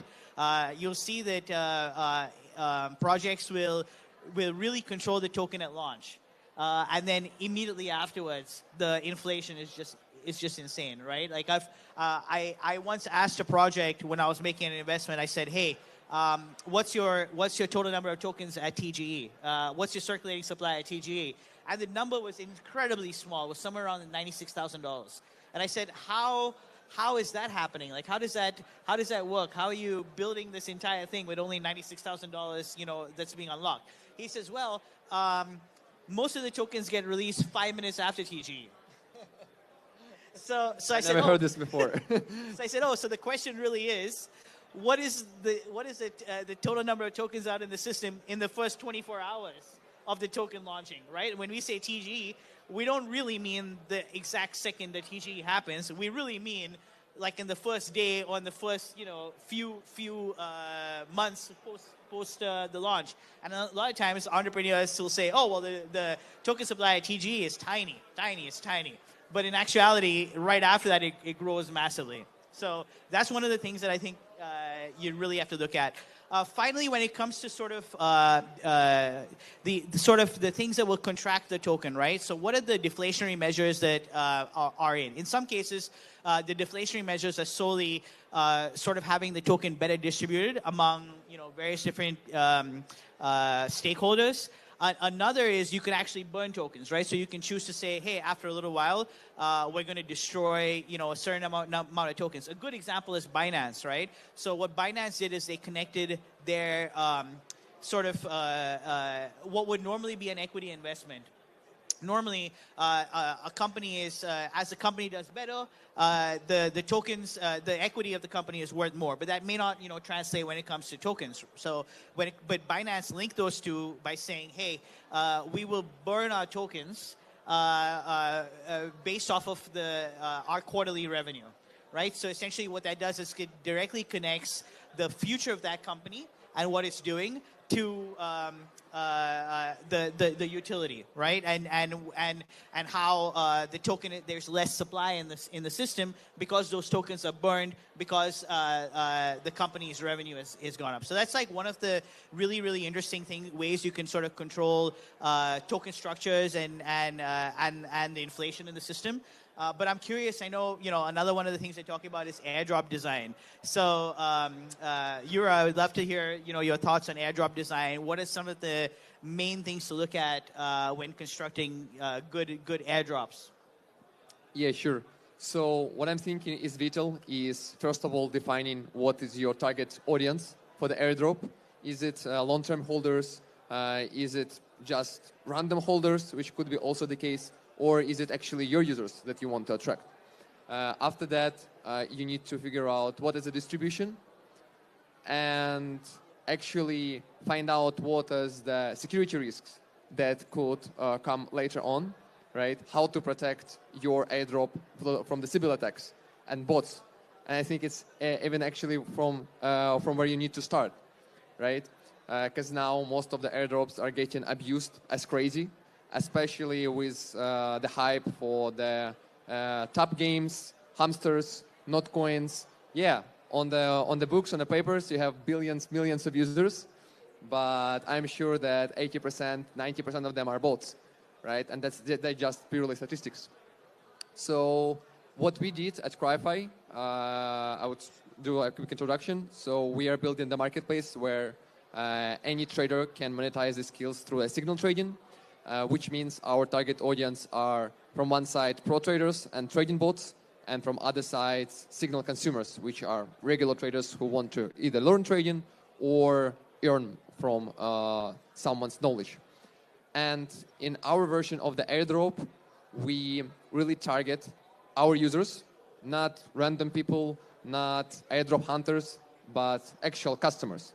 Because how it works in our current app is that for every action that you do inside of the app, you get rewarded with experience points, which will be later translated to the airdrop. Which means that, yes, of course, there will be plenty of bots who will mine and earn the free airdrop. but we limited this amount to the minimum by making the easy actions like activate the bot, enter the bot, maybe daily login. The reward is the minimum, right? But if you want to actually take leverage of the airdrop and earn some decent money in the end, then we're sorry, but you need to be a user. You actually need to interact with the app in the specific ways that we think are crucial for us. So to sum up, I think any airdrop should start from the Sybil attacks. How will you protect your airdrop from the bots? Then define your target audience, and then of course the distribution.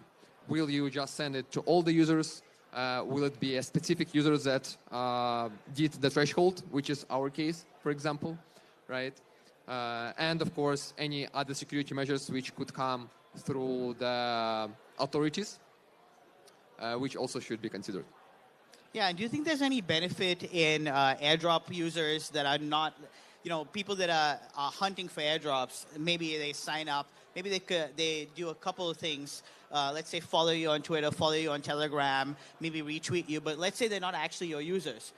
Is there any benefit in having them on?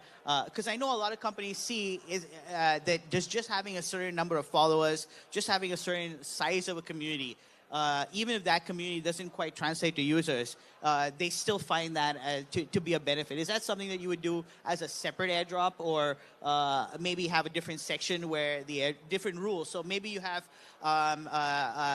certain rules where that encourage long-term participation. So, okay, if you just do this, we'll give you X amount. But if you, let's say, continue to engage the platform over multiple other, campaigns that we're doing, it becomes better and better for you. Do you see any use of that? Yeah. So I think the end user is good user, right? In the worst case scenario, you'll just get the numbers, which are crucial for you as a project, which are crucial for you in terms of the investment and attracting more and more users, right? So even these bots, even these people that are not actually your community and won't provide any value except the numbers, are still provide some value in the end, right? But the trick here, I think, is to actually convert these airdrop hunters into your loyal users. And there's multiple ways how you can do though. The first step is to exactly show the benefit that yes, you can mine the airdrop, you can be a Sybil, you can build a farm, it's okay, you will earn something. But if you will put a bit more effort, then you'll earn more, right? That's exactly what you want as the Sybil, right? But in order for you to go to this threshold, right, you still need to learn more about the platform, right, which you're hunting. And then there is a chance that the user will see the value, the benefit, and actually will convert to your loyal fellow user and customer, ideally. Beside that, I think it's important to show the value of the airdrop and of the token, as well as the platform, and provide the ownership, right? Show that the feedback of the users is actually matters, right? Show that with the token you'll be able to vote, for example, how the app or the product will behave in the future. Show that communities actually can say a word, and this word will be counted in the general chat, for example, on an open call, whatever is your marketing strategy. And then even the last farmer, the last airdrop hunter who doesn't care about the project, Web3 technology, there is a chance that he will see a potential, right? And he will learn more, he'll get interested, and he will be onboarded. Cool. Yeah, I mean, I think one of the things when it comes to tokenomics as well is how do you sort of keep people incentivized over longer periods of time, right? So one of the things that tends to happen is founders might choose to change the tokenomics. This happens, by the way, a lot after investors have come in. And so there's really like no general rule on how much of a difference you can have from your original tokenomics. So, for example, some people say, oh well, if the valuation of the company is increased, you can go with the higher valuation, but you have to ensure that you still sell the same amount of tokens. So you don't increase the number of tokens that you sell, right? Another way of looking at it is, oh well, if you're able to raise more funds because the value of the company is increased, then maybe lower the number of tokens that you're releasing in the system in the first place, right? So this becomes like a huge issue with founders trying to figure out how to structure their token, and then how to deal with situations like as they arise. So investors will sometimes ask for change in tokenomics. One of the things that tends to happen is people demanding token releases at TGE. So that tends to happen like towards the end when your investor is well aware of how many tokens he's due at various stages in the vesting schedule, but it wants to ensure that he has some sort of TGE because some unlock at TGE because the token tends to pump at TGE. So then they come to you at the last moment saying, hey, can we have some TGE, some of our tokens released at TGE? And then, of course, you have to essentially redo the tokenomics to try to figure out how to structure it to where everybody is happy. I'm curious whether, when it comes to tokenomics, what has been your experience when creating your own tokenomics? Are these some of the issues that you've encountered? Yeah, sure. So yeah, exactly. From the beginning, the tokenomics is always a solution that fits the founders, right, needs and wants, the customer base needs, and of course the investors' needs. Since in our case we are fundraising through the token, and it's always about these three: community, the project, and the investor. So the solution here is, just trying to find this golden ratio, the exact tokenomics schedules or unlock schedules and valuations that will be considered normal to anyone, to everyone. And I think there is no correct answer, and that never will be. And I think the beauty of the tokenomics and Web3 in general is the flexibility that you can make changes, right? You're not cutting the tokenomics in stone. If there's a need, you need to make a change, right? And you can argument this change to the product team, community, and the investors. Then everyone should be happy, right? Because in the end, it's made to make the product better, to make the token better. If we're not talking about rug pulling, for example, I don't know. Yeah.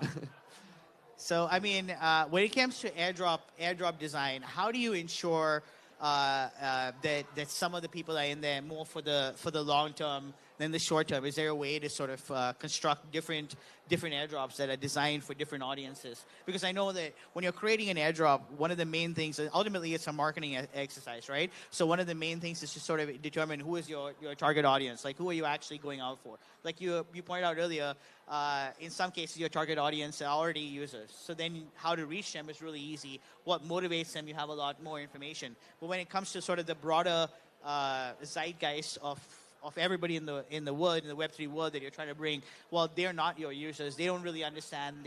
They're still trying to learn about what your product is. So curious, like if you have any thoughts on building airdrop design for long-term engagement. Yeah. So again, it's about providing the value and the use case of the airdrop and the overall flow, right? If you're a gamify, for example, then probably you want to create the airdrop that will be highly binded to your main gameplay, right? Where people can play and can get rewarded. Again, in our case, it's the use of the platform. So you use the platform, you benefit from the platform, and you get additional reward. Even if you, for example, in our case, we have a reward for the stop loss. So when your signal didn't work out and you hit the stop loss, right? We also give you a small airdrop as just kind of a sweet pill, So it's all about providing the value, right? And choosing the actual target audience compared to the decibels and airdrop hunters, right? And sure, you can have different airdrops. I think it's absolutely fine.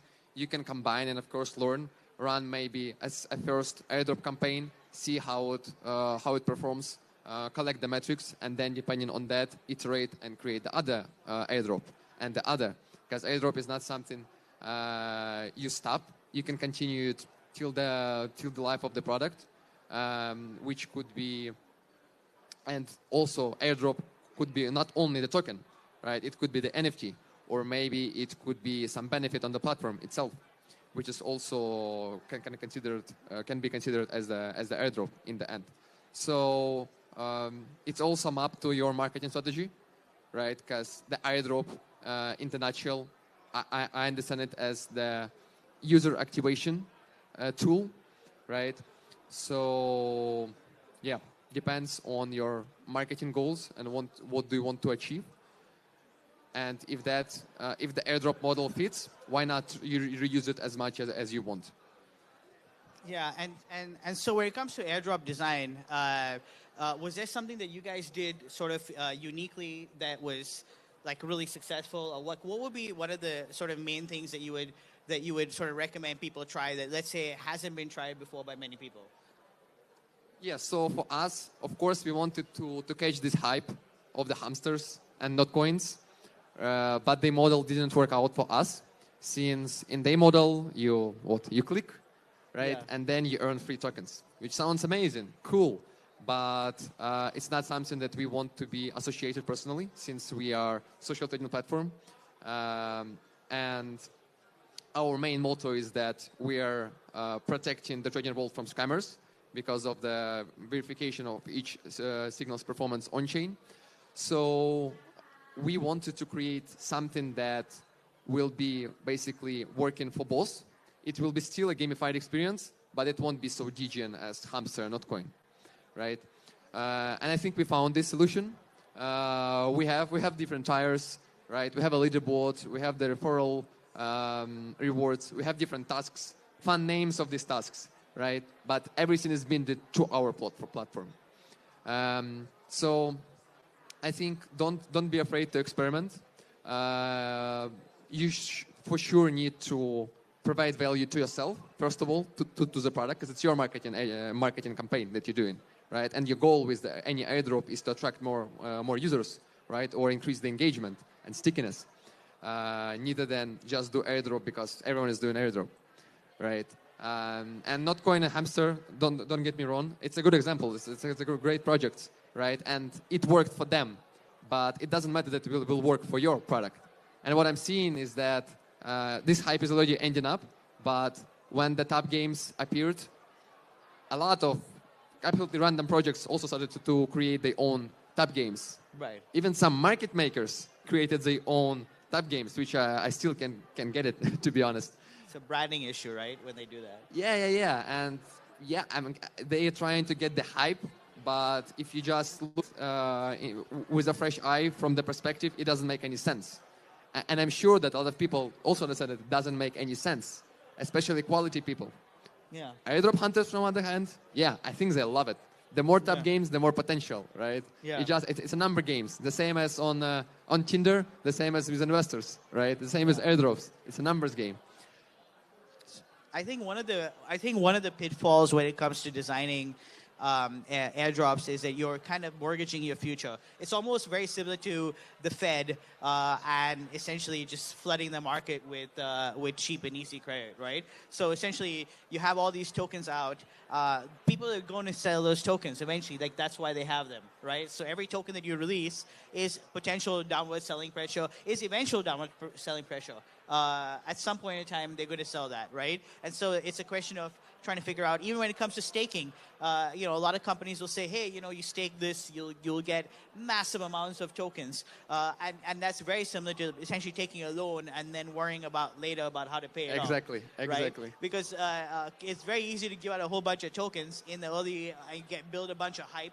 Pi Network is a really good example of a company that gave out a lot of free tokens and have then really fallen flat on building that out, because again, the reason those tokens exist is to give you operating capital to actually build out your dream. It's not just to distribute them, right? So if you distribute a whole bunch of free tokens, you ultimately end up having to pay that bill down the line and ensuring that there's enough buy pressure to offset that sell pressure. And then now when you start talking about staking, and then you start talking about all these rewards that these guys are earning, sometimes 20x, 30x, it's like that is not sustainable, And this is one of the main pitfalls when it comes to airdrop design. I just want to ask you, and what do you think are the solutions to prevent all the dumps that can come from the airdrop or other mechanics that projects are doing in order to increase the engagement, right? But not to fail the token. No, I mean, I think it comes down to really having a long-term view of your token, like really thinking about, hey, how is this token going to survive on a long term? I mean, it's very easy to, in the short term, try to pump a token, but once that bill comes due, you may have done more damage to the point where it's not recoverable. Right? So it comes down to ensuring that the entrepreneurs have a long-term view of the business.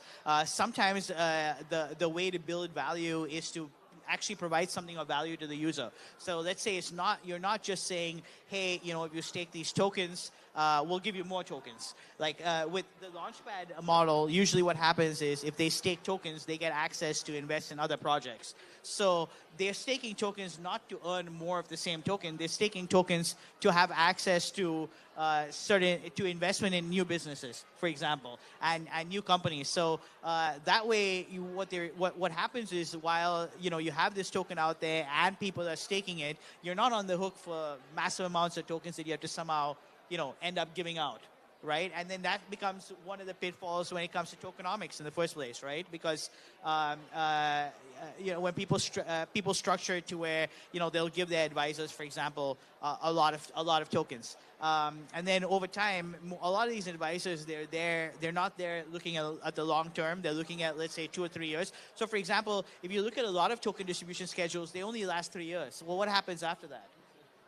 Is the company the company dies in national debt? Like, I think they're expecting to raise 10 million and then buy back all the tokens. Maybe that's the plan. Well, I mean, how they would have to raise that from someplace other than the utility that they're building, because their utility is already spoken for in the token that they just created, right? So this happens a lot of times that companies are like, they're raising 2 rounds. So they may be raising an equity round and they're raising a token round, right? And they promise their equity investors, hey, guess what? If you invest in us, you're going to do well. Then they take the value that they've already promised to those equity investors and they build it into a token. So now the equity investors really, their value has been carved out and essentially given over to the token holders. And so this is why it becomes really difficult when you're investing in, let's say, on both ends, on an equity basis as well as a token basis. The question is, you have a young company that has very limited value and it's creating value like kind of on the fly, and so now it has 2 masters it has to serve. It has to serve the equity investors and it has to serve the token guys who are already expecting a significant amount of value. So it becomes really difficult, sort of. From that perspective. So I'm curious now, where towards the end of the session, what do you think, more generally speaking, are some of the pitfalls that young entrepreneurs will make, and how would you suggest they get around that? Yeah, I think actually you already mentioned most of them, but I will just summarize. I think one of the crucial ones is how much tokens will be available on the TGE and the coming few months, and who controls these tokens, right? Because what I think some projects don't realize is that if people will get the same airdrop, right, the same rewards on TGE, they'll probably dump. 90% will dump, right? The same with the investors. Yes, you can think that you can negotiate with them that they won't dump on a TGE, but probably they will. Because in the end, they invested you to make profit, not because you're so great and they love you, right? So it's really vital to calculate how much tokens will be available on TGE, the tokens that hold you and your team, and tokens that holds everyone else. And what I like to do is consider that everyone else will dump immediately. They will sell everything. And then you need to understand, will you have enough of funds to sustain the price, right? Because probably you'll need to buy from the market yourself in order for token to survive and not just to see these beautiful red lines. And of course, put the market making price into your fundraising goals, because you will need a market maker for the first months, for sure. And probably it's better to have it at least 6 months, but ideally till the end of your product. Hopefully it won't happen, but yeah, let's say next 10 years. Because that's something that sustains the token and allows you to create the price that you desire, that is aligning with your product roadmap, and it aligns with the users and investors' needs, right? So in the end, everyone prays on you because you are making money for them with your project and with your idea and with your utility. So I think one of the main pitfalls that I've seen is a lot of young entrepreneurs will spend a great deal of money on development, right? Like they've literally gotten their first check and it's like $100,000, or let's say even $50,000, and instead of putting those funds towards marketing, building out the infrastructure, they put those funds toward building out their product. And I mean, this is fine if what you're building is technologically challenging. So if it's a question whether or not you can technologically achieve what you're saying you're going to achieve, then fair enough. It makes sense to build something out to display that what you're suggesting is actually even possible from a technological perspective. But in some cases, the technology is not the determining factor. The technology might be the same as any amount of other types of technologies maybe put together. Maybe the determining factor is your business relationships and things like that, and then that's the value. So in those cases, it makes no sense to say, oh yeah, guess what, I'll build out an exchange just to show you I can build an exchange. We know as investors that you can build an exchange. Other people have built exchanges. What we want to know is more about you and like what your unique strategy is. So like a lot of entrepreneurs will spend all those funds that they've raised throw it into development, and they don't have the time to sort of really grow. Now that we're at the end, maybe you have some final words. We can. Since we're talking about airdrops, you have a great chance to check how, in my opinion, good airdrop looks like by going to CryFi bot on Telegram and earning some airdrop from us, guys. I know that there's a lot of traders here, so would love have you all on our platform since we allow any trader to monetize his skills. So CryFi bot on Telegram, go check it out. And if you're investor and angel, we're also will be raising the pre-seed next week. So would love to connect. Awesome. Jay, we've really enjoyed being part of this event. Definitely follow us at @Lunum Inc. Look forward to being here next time. Thank you. Thank you, guys. Thank you very much to our fireside chat. Very interesting and very energetic. Thank you so much. So I think they're going to have a quick photo. Next up, ladies and gentlemen, is still another panel discussion. So we have 2 more panel discussion before we move on to Hall A for the award ceremony. And for our after party tonight, registration will start at 6 p.m., but the official party will start at 7 p.m. So little changes there and that. It's a live event, so there's changes all the time, ladies and gentlemen. However, this party is for invite only, so you have an e-invite. Make sure you register at 6 p.m. and get ready for the party at 7 p.m. And it's invite only on the 7th floor of this hotel, okay? All right, so we move on to another panel discussion before we have one more, and then we'll go to the award ceremony. That is the queue as of now, but it could change at any moment. So let's continue with this panel discussion on global expansion strategies for crypto and Web3 startup. Please welcome our moderator, Mr. Nick Govin, World Metaverse Council member, and please welcome our panelists, Kun Panika Satchathamakun, founder and CEO of Afi Network. We also have Mr. Jonathan Tinoco, CEO and founder of Musigen.io. And we have Ms. Aina Pugashova, co-founder of Synergy Labs Thailand ICP Hub. Big round of applause for them, please.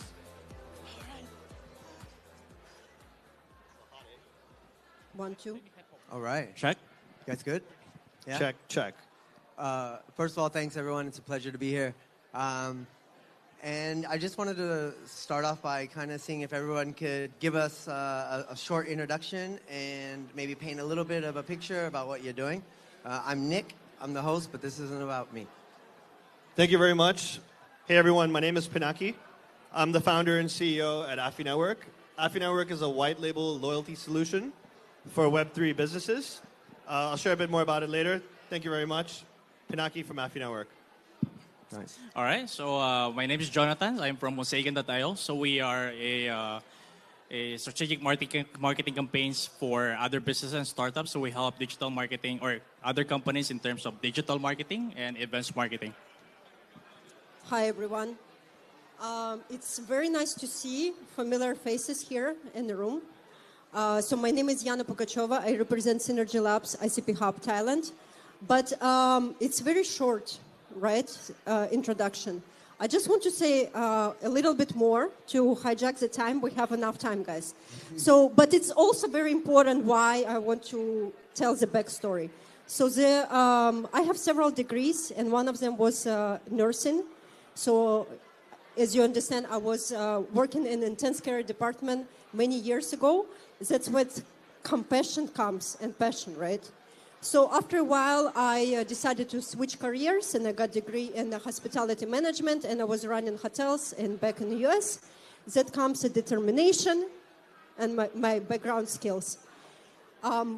When 2017 hit, I discovered the world of Web3, and that's how I got involved in the Web3 world. And all my previous experience kind of combined, and that's led me to become an ICP hub Thailand with the skills and leadership for this region. That's kind of why I'm telling you this story. Awesome. Thank you so much. That's great. My first question is for Jonathan. Jonathan, we often talk about factors that you should consider before you enter a different market, whether that's Thailand, whether that's Philippines. Maybe help us understand a little bit about the ins and outs of when you are trying to enter a different market and why that is so important for startups to scale. Thank you for asking, Nick. So I guess it's number one, if you want to grow your business, I think global expansion is one of the most important things that you must do. In terms of strategies, I think one of the best strategies, the first thing is you need to research, right? What is the need for that country? What solutions you're trying, or what problems you're trying to solve? And what particular solutions you believe that can solve these problems for the particular country. In addition to that, I think one of the important key factors that also need to consider are looking for potential partners for your business. Because, you can't do anything alone, right? You need people that can help you, that work with you, with your projects and ideas. Nice. Does anybody else want to riff off of that when it comes to entering different markets in different regions in the world? I think the key is to network. So if you go to different regions, you have to find, and must be the challenging part, to find a key person in a region. If you connect with a person in the region and you truly think that he or she is going to put your 100%, it will be much easier to run your corporation like on a global scale, and there will be less risk involved and more opportunities. So the key is networking a lot in the different regions and find the gems. But gems is a people, not anything else. Nice, absolutely.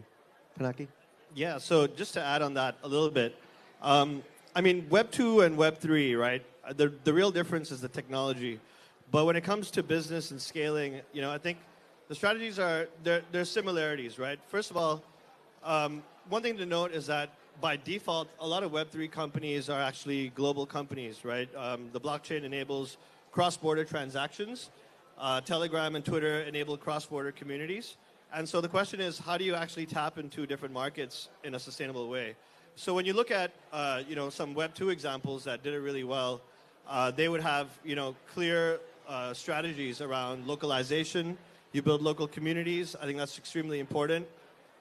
For example, so we're a product company, and the way we're doing this is tapping into local ambassadors in different markets. That's definitely something that works, really well. But I think the way to think about it really is, how do you get locals to adopt your product in each market, right? Nice. Yana, you touched on partnerships. I think Jonathan also mentioned partnership as well. How vital is that in sustainability? How important is it to maintain a presence, continue networking, but also be strategic with your partnerships?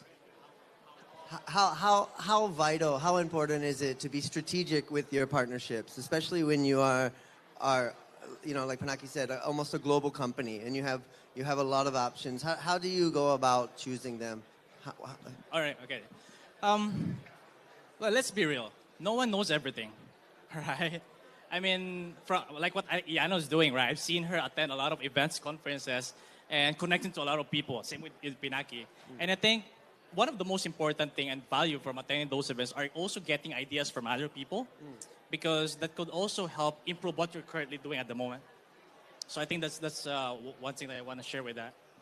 Nice. So can I add a little bit? Please. So in Web3, I've seen lots of protocols actually do lots of meaningless partnership.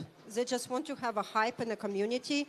We announce a partnership with someone, and the community is super excited, but nothing happens. Right. Yeah, right. this is a lot in Web3. And at Twitter, we're like, oh, there's a new partnership. Okay, we have a strategy how to have 500 partnership within the 2 months to hype our community. This is really wrong, because this partnership doesn't mean anything. So when communities try to have a partnership solid, both sides need to understand what they're doing, right? So it has to be a contract, and it has to be written. And how can we benefit each other? Because it's a win-win situation, right? Like if it is a media involved, so what is the media going to get? What my project is going to get for that? So we have to mutually go to have one goal.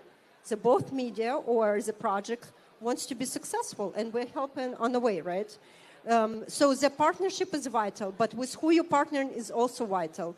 If this person who are you dealing with does not have a good reputation, I don't think it's good for project on the long run. So of course, you need to do your research. You need to see what partnership is going to bring you to the table, and you need to see with what people are you working, because you can promise anything, you know. There's lots of people in Web3 that talk a lot, but they do very small amount. And there's lots of people who cannot sell themselves, but do lots of work in the background.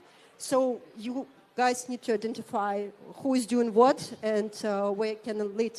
No, that's a great point, right? Sorry, Jonathan, go ahead. Yeah, I think I just want to add one thing. I mean, not everyone could be your partners, right? You need to be very selective in terms of partnering with other companies, organization. And there should be something that there should be some synergies between two different companies. Otherwise, yeah, it's correct. If the goals aren't matched with each other's needs, there's going to be an imbalance in the future for those projects. So, yeah. Yeah, I guess the way to think about it is, how do you bring more meaning to each partnership, right? So I just had this conversation, with our team recently as well. It's like, yeah, we have a lot of partnerships and partners in the pipeline, but let's really try to dig in to see which ones don't actually have much meaning. Are there any, and how can we create more meaning in these partnerships, right? And one way to go about it is by just pretty much offering some things that you could do for them, and seeing what kind of value exchange items are they willing to bring to the table for you. So this would make a lot of sense, for the community type partnerships. But for us as a B2B company, we do a lot of partnerships with agencies as well. So those partnerships actually unlock customers for us. There's also value add for the agency if there's any success. So it makes a lot of sense, right? I think if you're a B2B company, whether you're selling developer solutions or marketer solutions, you need to find the agencies and partners that can unlock, growth for your business and also theirs. Nice, yeah. And that brings me to community, right? I mean, we even talked about community partnerships. If you have too many partnerships, your community is going to get numb to it, especially when you're not adding value, right? And you don't want it to just be another hype post or something that fades over time. So that being said, how do you guys, while you're expanding into different regions, how do you continue to build community? How do you continue to add value to your community? And also make sure that community is sustainable. So can I hijack the time again? Yeah, go for it. So internet, yeah, exactly. So internet computer, right? Because this is what I'm passionate about. So there is a whole long vision and a mission for ICP. Everything is, we are aiming to be a decentralized world, and we don't use AWS or Google servers. That brings us opportunity to be unstoppable, right? So, but we know that we have so much potentials to work together as a community, and in the future, all the chains can talk to each other in a seamless way, that the user experience is going to be seamless. So I think this comes to the community. When there is a vision and a mission, you get to have to point, tells your community what is your mission, right? And be open to other chains. Because I've seen there's lots of wars between chains for the same users. Yeah, it doesn't have to be. It's very siloed, right? Yes, and that's a big problem. We can work together. Like all here, we can work together and build something meaningful. Why we're here, right? We want to build a decentralized world. Right. Right? This is the main goal. We want to communicate no matter what country we are. That's the main. What we can choose, we can build on different protocols, but the problem is interoperability, right? Yeah. Seamless connection. Yeah, and it's about building a community, not building a cult, right? Right. And there's a big difference. But right now, there's lots of projects who are just trying to make money, which is okay. That's how internet started too, right? And back in the days. But in the future, we will see the more community comes together, the more protocols comes and work together, and then we will see the different world, right? Everybody will be have their own DAOs, the communities, and we can talk to each other in different way. Yeah. Like there's a political issues, right? And some internet can be shut, right? How can we communicate? Like how can we ask how are you in a different type of world, right? With Web3, we will be able to be unstoppable. We will be able to communicate with everyone. And this is the important message. Yeah. Nice. Jonathan? I think that we should always be aware as well that there are different kinds of communities, right? There are community of traders. There are community of gamers. There are community of people who want to learn Web3 or crypto particularly. So I think it depends who are you're targeting. That's where you can design your message for these communities. In terms of strategy, I think you need to understand what are the needs of these communities. So different communities, they have different needs. So once you understand it, then you can design it after. Nice. Yeah, I think the way that we see it is that a community, you really want to find a way to bring ownership to the community. And so for us as a Web3 product with our own token as well, the idea really, and this is the way that we see it for other businesses with tokens as well. It's like, how do you distribute your tokens? And you see this in incentive strategies and airdrops. I think some panelists were talking about this before. Yeah. And it's typically very unsustainable, right? You have campaigns to get people to go follow you and to do this and do that, but then they don't actually materialize to be your end user or a customer. They don't actually provide any long-term value. So the way really that we see it, so a little bit just of context of like what our product is. We built a white label incentive tool to help products scale, and they can use our tool to incentivize on-chain transactions. So they could basically say, like, I'll give you $10 cashback for a $100 purchase, or I'll give you $2 for a referral. And the tool just allows people to incentivize users. But really, like, coming back to community, the way that we see it is we want to trade our token, right, which represents some form of ownership, in exchange for US dollars, right? So we're happy to give our token out as incentives, but only to users that are going to pay or users that are actually could drive some form of value. And in turn, what ends up happening is the users that hold these tokens end up having rights, right? They might have voting rights. They might have access to revenue share. They might have access to special features on the product. So these are actually users that are engaged, with your product. So I think community is actually very interesting in Web3. I haven't seen anything like this before. And you mentioned cult, and a lot of times it's a very fine line between the two. In fact, Peter Thiel talks a lot about this cult, that needs to be built as well, for successful startups. Go for it. I wanted to ask Nick. I know you're moderator here, but I might take our he's panelists. He's moderator. Yeah, I know, but I want to get hijack. We'll do it differently. Oh, you're asking the questions now? She's now the moderator. I'm going to ask you a All right. question. So you on the Web3, I know that you have your newsletters that I'm reading like on a regular basis.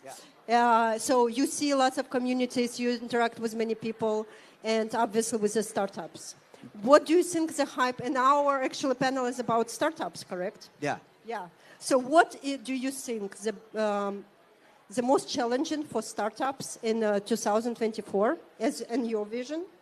And what is your favorite startup? Like, and what is it? Gaming? Is it metaverse or maybe DeFi?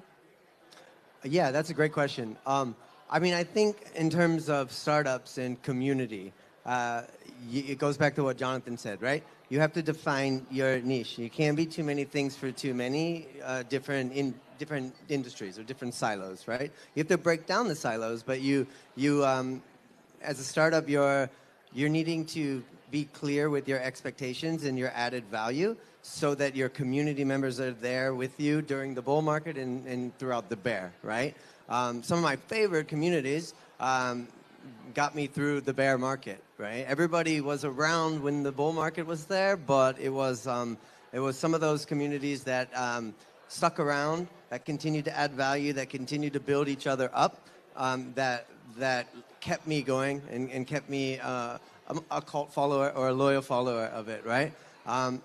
My favorite startups, I think, are the ones that are helping startups. I know that sounds like a non-answer, but I think because we have a problem which is really plaguing this space for a long time. Every cycle, you see one cycle, the narrative is DeFi, and then it's gaming, and then it's NFTs, and all these startups come and go, right? And they just attach metaverse to their name, or they attach gaming to their name, but they run so long, and they run out of gas, and they fall victim to the same thing, which is not sustainable vision and no lasting value. So I think that there's a real need for educational startups that will come in. They'll be that bridge between Web 2, Web 3. They will be the ones that help coach others along, perhaps from their own mistakes or from what they've learned collectively. And I think those kind of startups are great because it's almost like a network of networks. They don't discriminate between, I'm GameFi, I'm DeFi, I'm DPen, or I'm just into Ripple, right, or whatever, right? I think those are the things that we need to look more of. Like, what kind of ecosystems are we using as an umbrella that helps onboard users? Because if we're going to make it, we need to make it together. And there's a big educational gap. There's a big divide between what we think, is value, and then what the average user needs to get over that hump and understand that value. Yeah. Does that make sense? Nick mentioned a very important thing about well education. Done. Great question. Great answer. I love it. Oh, I think Nick mentioned a very important question about learning or educating the community, Yeah. right? Well, like what I mentioned, there are different kinds of community. Well, I remember this because there are also community who want to attend, let's say, events or partner with other companies who are attracted to rewards. And there are also communities who want to attend events because of free foods. Yeah, no, for right? sure. Or T-shirts. Which is good for marketing because that's where you can start educating them once they're already in the venue or in these platforms that's available right now in the market. Yeah. So I think it's very important until right now, since this is a development industry, it's a continuous development technology, education is still necessary until right now. So from blockchain, all this DeFi, NFT, Web3, RWA, all these things it's actually new to all of us, right? And technically, I'm not expert in all of these things.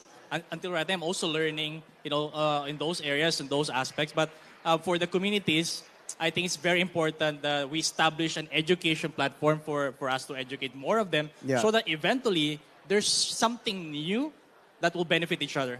Absolutely, right? And to build off of that, you don't have to know everything, right? You just have to know the right people to connect those people with. But you have to admit that you don't know everything, right? Because this is a key. I Because don't. right now in the space, we tend to be like, I know everything. No, you just admit that you don't know this. That's why you're going to experts. You need to ask for help too, right? Yeah, absolutely. Panaki, did you want to weigh in on that? Nothing to add on this topic. Yeah. I got a personal question for you guys, if that's all right. Like, this past weekend it was, pretty grim if you're in the social media space for Web3 or for crypto. Some may even call it like the capitulation phase. What, as a startup and as founders, all three of you are founders, what keeps you going even when the market runs dry? when the sentiment is quite low, when it's not as frothy or as easy to raise money for as it may be in a peak bull market. What drives you guys to maintain that consistency throughout bull, bear, or boring times? Well, first of all, you need to be crazy. And you need to be passionate about what you're doing.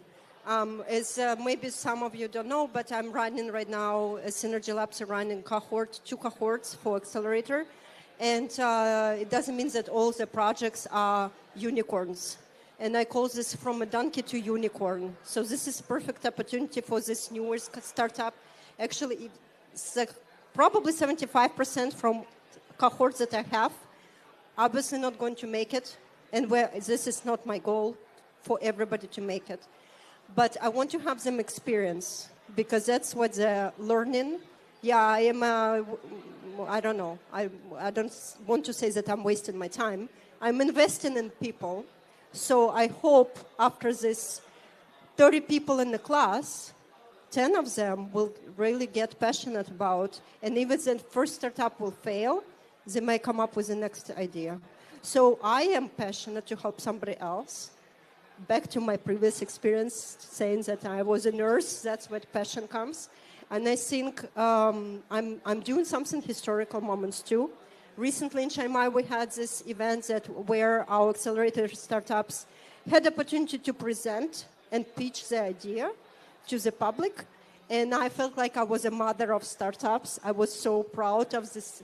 And some of them did not a good job, but you need to give an opportunity. And I am not a speaker too, but a year ago, I was introvert. And now I don't think that I am introvert anymore, but it's been a long year, so you have to improve all the time, you have to worry. So that's what I want to give to the startups who are newly coming to Web3, opportunity to learn. Nice, nice. I always love to be part of something new, right? If there's a new opportunity or if there's a new project, new industry, new sector, it means there's an opportunity. There's a lot of problems that we can solve, which could turn into a business idea, and that it excites me most of the time. Well, I mean, crypto in general is still new technology. Even Web3, even blockchain, it's been in the space for like 10 years, 12 years. But imagine 30 years, 20 years from now, more than 10 years from now, if you're part of this pioneering era. So imagine where you're going to be 10 years, 20 years from now after. As long as as long as you involve yourself in the technology and try to see what value you can put in. Yeah, that's it, man. Nice one. Yeah, so I think passion is definitely important, to keep you going. But I think to get through the bear market and to just keep going, it's going to take a lot more than passion. I think for me, what I'm doing, it feels like my life's work in a way. And I think to get to that point, you really need to kind of understand like the problem, the solution that you're offering, the value that you're providing to the ecosystem. And, if there's enough conviction to keep going, then you wouldn't stop, right? Most people stop because they lose passion or money or conviction. But for me as a hardcore entrepreneur, I think just don't quit if you know what you're doing or if you think you know what you're doing. Nice. So as we get close to wrapping it up, I just wanted to ask that cliche question, right? They often talk about how 99% of startups fail, right? But in this case, we know that there's a lot more obstacles in the way when it comes to Web3 startups, right? What do you think prevents most startups from failing to scale or perhaps just failing and stumbling in general? Maybe I can start, yeah. So the way that I see it is that a lot of people, at least it's been the same really, right? There's just now we have more startups in Web3. But they're different. I guess the similarities is that most people start a Web3 startup because they think that it's an easy way to make money. They can get rich fast. Right. And so that's why most people start.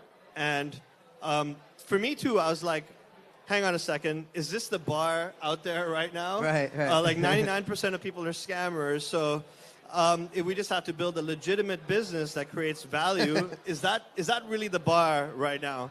And I think this was a few years ago, right? So now what I'm seeing is that there's still a lot of scammers. It's still the same. The difference now is there's more education. There's more builders, so it's a lot more crowded. We're in a bear market, so there's less VCs out there. I think they're coming back now. But yeah, it's still a business in the end of the day, right? So regardless of how easy it may have seemed at one point, at the end of the day, it still comes down to building the fundamentals, figuring out your customer lifetime value, figuring out your customer acquisition costs, running these numbers, figuring out what your retention and your churn rates are. And then if you have a token, then how does the value that you create in your product accrue towards token? And everything needs to be structured correctly. And if anything, it's actually more work, because now you have to figure out how to run a company and also how to run a token and how to do it properly. Right. And most people are doing this for the first time. So it's the Wild West out there. There's so many scammers and stuff. And I imagine if you don't have Web 2 business experience or entrepreneur experience, it's even harder, right? Because you are going to go in and you're going to get, for better or worse, get clumped into those scammers. And you may not be a scammer, but you just may not be able to have the foresight or the strategy or the liquidity to survive long term. Yeah, the way we think about it actually is like we have a Web 2 brain and a Web 3 brain. Yeah. And when we're having a conversation, we're like using my Web 2 brain, this is what we should do, right? Or using my Web 3 brain, and it's very different, right? The Web 2 brain is like, how do I grow 30% month on month, right? The Web 3 brain is like, how do I get like all the degens to ape in my tokens tonight? Yeah. Right? Yeah. And so I think as a Web 3 founder that's trying to build something serious, it's very important to find the balance between the two. Yeah. You can't do one without the other. Absolutely. I think that's what we're trying to navigate right now. Nice. Jonathan? I think everybody will agree. It's not easy to start a business, a startup. Because if it's easy, all of us could have our own business, right? One of the things that I've learned from experience is handling and leading people, your team, your organization. There are times where, you mention something and you're not achieving that goal because there's a problem with systems internally with your team. So I think that's also one thing that needs to be considered in starting a business. Learning how to, or not learning, but more of making it clear for your team what you're trying to achieve. Nice one. So one of the point of failure for startups can be communication, because the team or the CEO of the company has one vision, and he cannot deliver his vision to the team members. Right. And that's when it breaks down, because we cannot still read each other's brains, right? Or what we're thinking. So the communication plays very important role in for the whole startups, no matter whether Web 3, Web 2, any startups. So this is a key of communicating with each other. And if we don't communicate, we don't express ourselves, our vision, mission, strategy, that startups can fail on that part. Nice one. We got 13 seconds left. Real quick, rapid round. Bullish or bearish, short term? Go. Bullish. I think it's bearish for me. Like what time period? 3 months? For a long 3 months. time. 3 months. For a Short long term. time, man. Web 2 time period or Web 3 time period? Web 3 time period. I'd say like end of year bullish. Nice. Well, I'm bullish on all of you guys, and I really appreciate everybody taking the time to do this today. Thank you guys very much. I think we are right on time. Thank you very much, Nick. Thank you. Thank you, guys. Thank you, guys. Okay, thank you very much. Thank you to all our panelists and our moderator. So we continue with another panel discussion after this one, ladies and gentlemen. I believe they're going to take a quick photo, and then we can carry on with another panel discussion. So another gentle reminder that our award ceremony will be up next at about 5 p.m. if everything's on schedule. Registration for the after party at 6 p.m. And the official after party starts at 7, but only for people with an e-invite. So this is invite only, and it's going to be held on the 7th floor.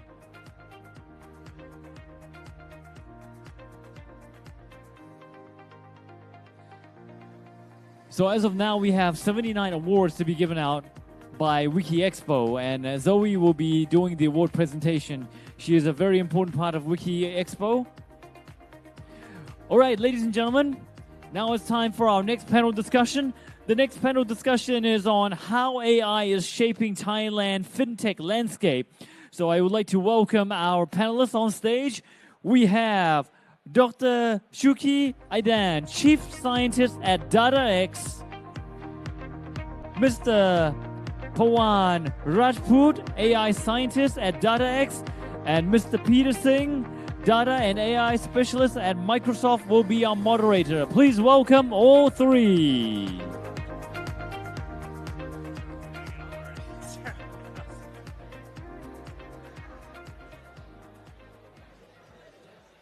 Mr. Peter, the floor is yours, sir.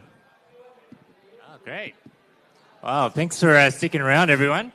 Wow, okay, so I guess we could just kick it off and freestyle it here. So it sounds like we've got a basic agenda around how AI is shaping Thailand's fintech landscape, but we had a quick chat earlier today, and Dr. Shuki, would you like to do some introductions as well, please? So my name is Shuki Dan. I live in Thailand for 5 years now, but originally I'm from Israel. Like 3 years ago, I started a company as part of the SEBX group. So SEB, which is one of the largest banks in Thailand, decided, in fact, to become a fintech group, which meant, on one hand, spinning off different banking businesses, on the other hand, creating technology units as separate companies, and one of the companies was focused on data and AI. We are talking here about 2021, so it was before the Gen AI buzz and craziness, we can say, but this was already the objective of setting this company. Awesome, Shuki. And you, Pawan? Hey, so my name is Pawan, and I have now close to 12, 13 years of experience working in NLP, natural language processing and data science. And 2-3 years ago, we started working in crossroads of finance and NLP. I've been part of teams which have won 7 or 8 finance competitions, worldwide competitions. And recently, we launched our own. So I work for, other than DataX, I also work for an open source community. We have a team of 4 independent researchers. So we recently launched our own large language model, which is called Llama Storm. And it's other than just Microsoft, Facebook, and Google, it's the only trending text model on Hugging Face, which is in top 10. So it's the state-of-the-art 8 billion model. So as I told, recently we have been working on finance and LLM space. Yeah, so that's pretty much. Awesome, Pawan. And so, I was actually really surprised coming here in Bangkok and seeing the difference it made. I was here 10 years ago, how fast it's changed. Maybe Dr. Shuki, let's hear about what the last 10 years was like and how has AI shaped fintech in that sense. So I think I can go back 30 years, I'm the old guy in the team, so in 92, I finished my PhD, and it was around neural networks, which 20 and something years later, when we had enough power, cloud, GPUs, became deep learning, and today, when you touch GPT, is deep learning. So I will not bother you telling my life story, but I can say that financial services were, if you go back and look at the analyst report, etc., financial services was always the early adopter for modeling, trying to predict things. And what people were trying to predict initially were things around marketing. Who is my best lead? How can I, who is attrition risk? How can I retain him? So the initial models were focusing mainly on predicting marketing and sales.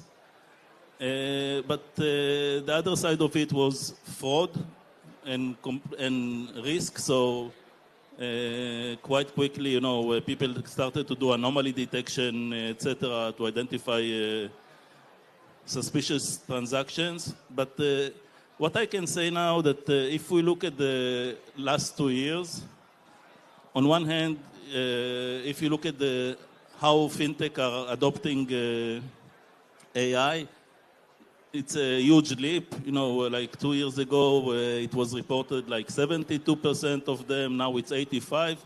But the more important thing is this Gen AI thing. And with Gen AI, for me, it's a big jump forward because everyone now can do something with AI. It's not the scientist in the lab that can do something, but all of us become users. And with that, in fact, Gen AI for us is improvement of search. It's the capability to do many things. If I can communicate with some kind of an agent, I can do many things that I couldn't do before. So if you look now on the analysis of what is the use of AI in fintech, you will see coming up even to the first place areas of compliance, for example.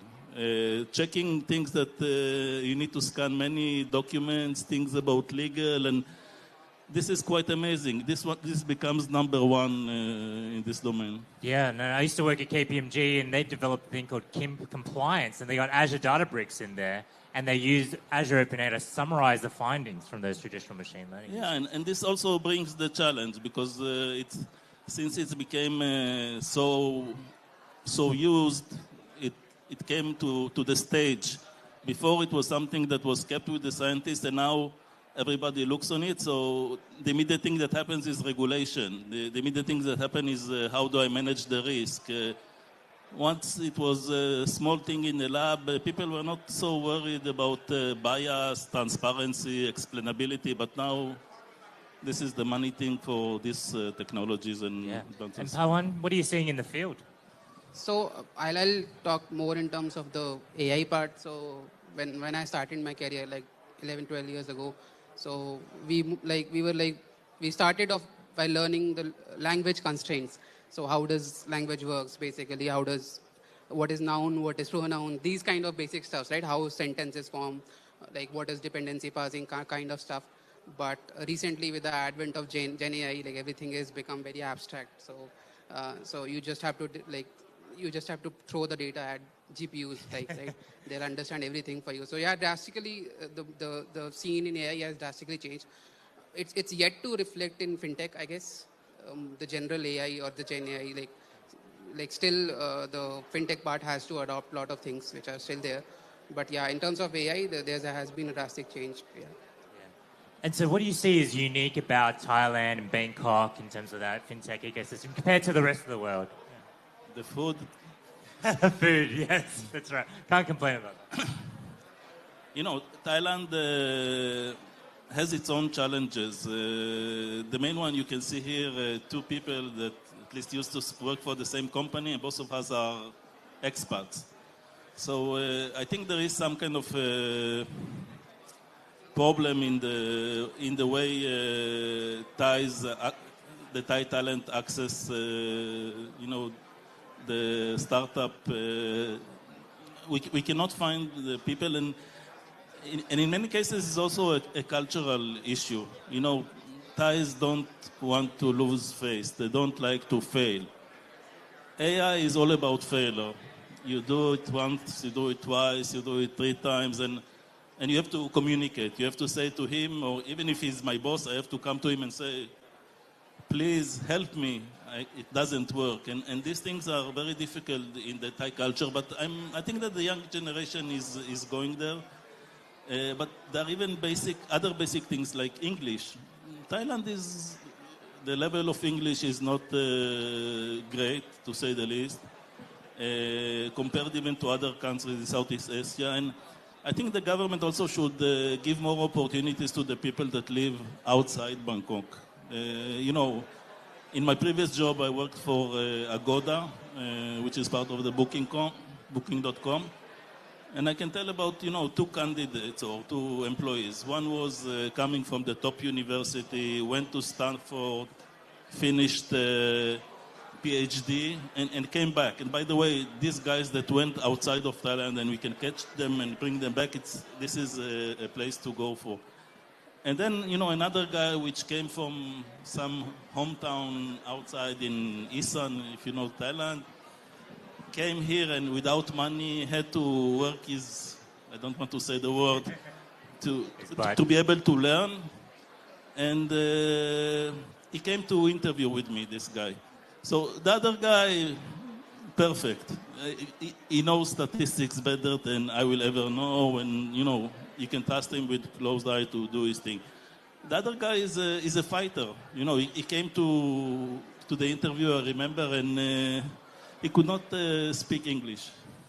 And I gave him a nice smile for 15 minutes, and then walked him to the door.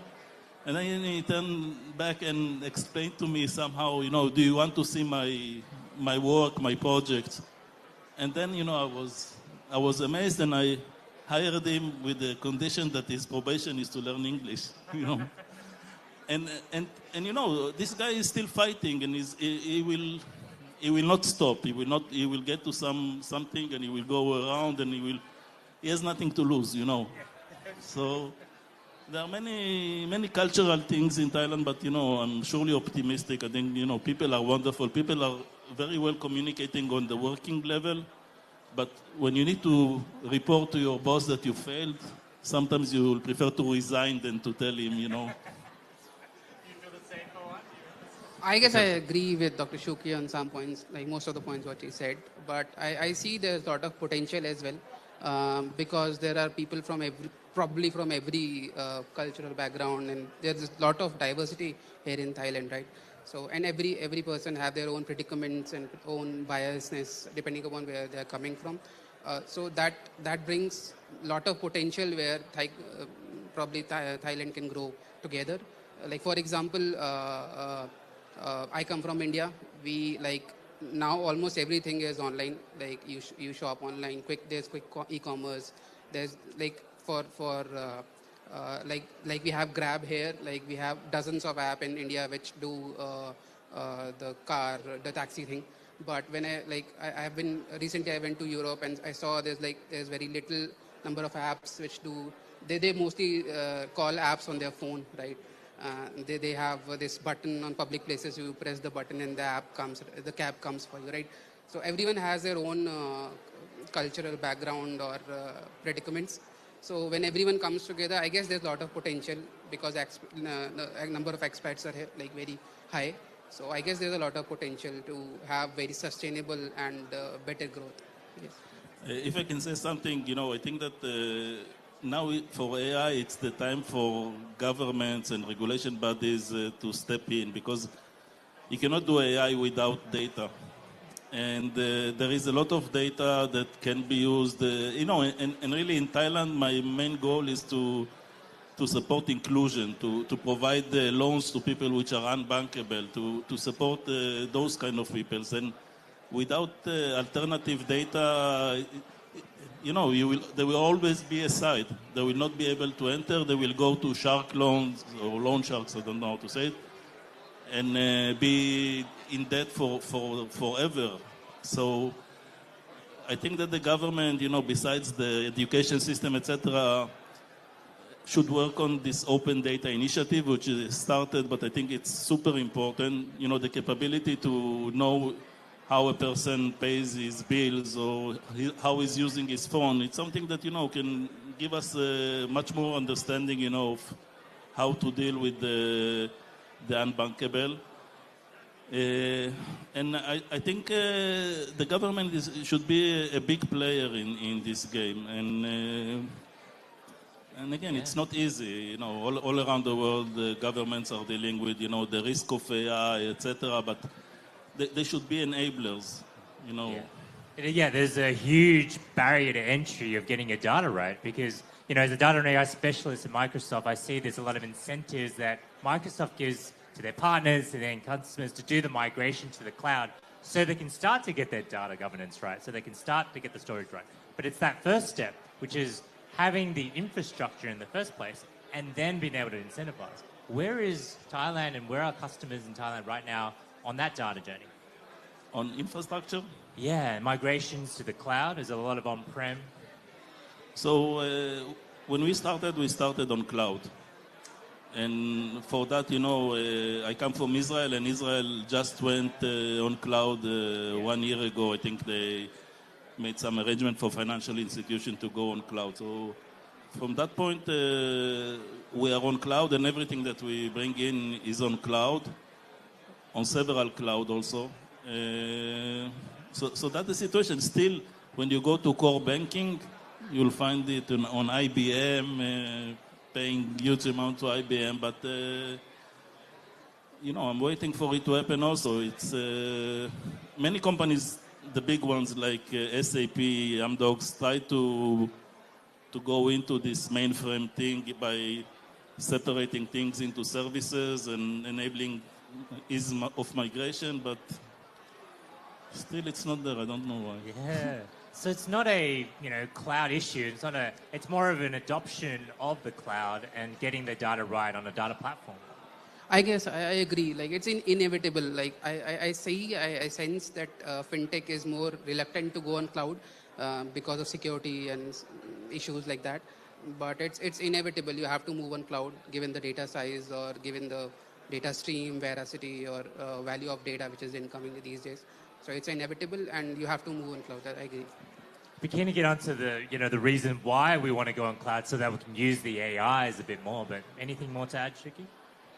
Cloud, by theory, should give you the right resources at the right time, and AI is very cumbersome and high computation when you train things, and a bit lower when you use things. So I think the flexibility is huge.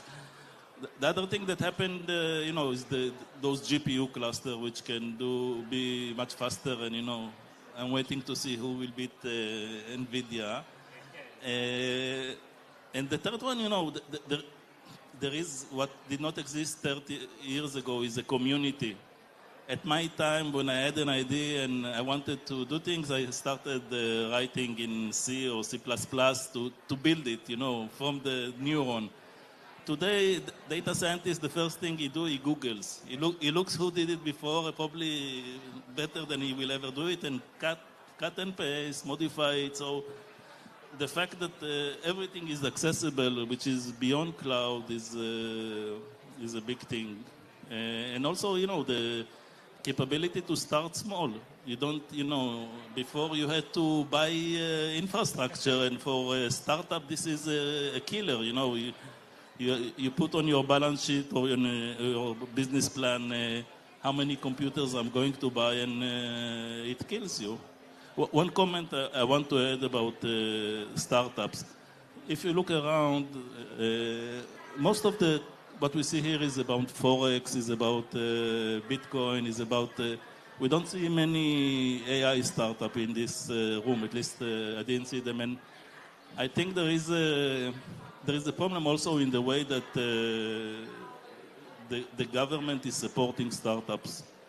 If you want to set up a company, and we did it, and we got a promotion from the BOI, which is the Bureau of Investment, the biggest, one thing we got is the capability to bring big experts without a lot of problem, and the other thing is we got exoneration from tax for 10 years, 12 years. But when you are a startup, you don't pay tax because you don't have any income. So the change needs to be to support them financially, and then make some arrangement in the future if things go right, to get royalties or things like that. But there is something which needs to be fixed also on this side. Yeah. Now it sounds like there's a lot of work already been done, but if you're speaking to a founder in the room today, if they want to build a fintech or have an existing fintech, what would you point to them to use? Because we had a chat earlier, and the AI adoption is still not quite there in generative AI, for example, like Azure AI Studio. What would you say would be the best use cases for generative AI for fintechs right now? He's the startup guy now.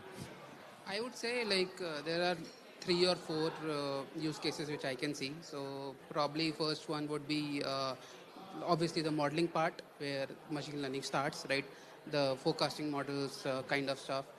Then there is personalization, which would be now, given the generative AI has risen.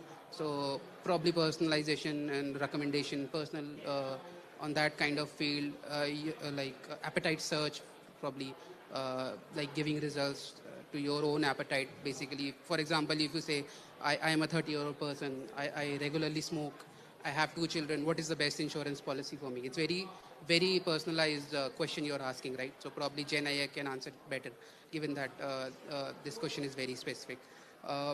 And probably better real-time monitoring of the fintech landscape. That is also a good use case.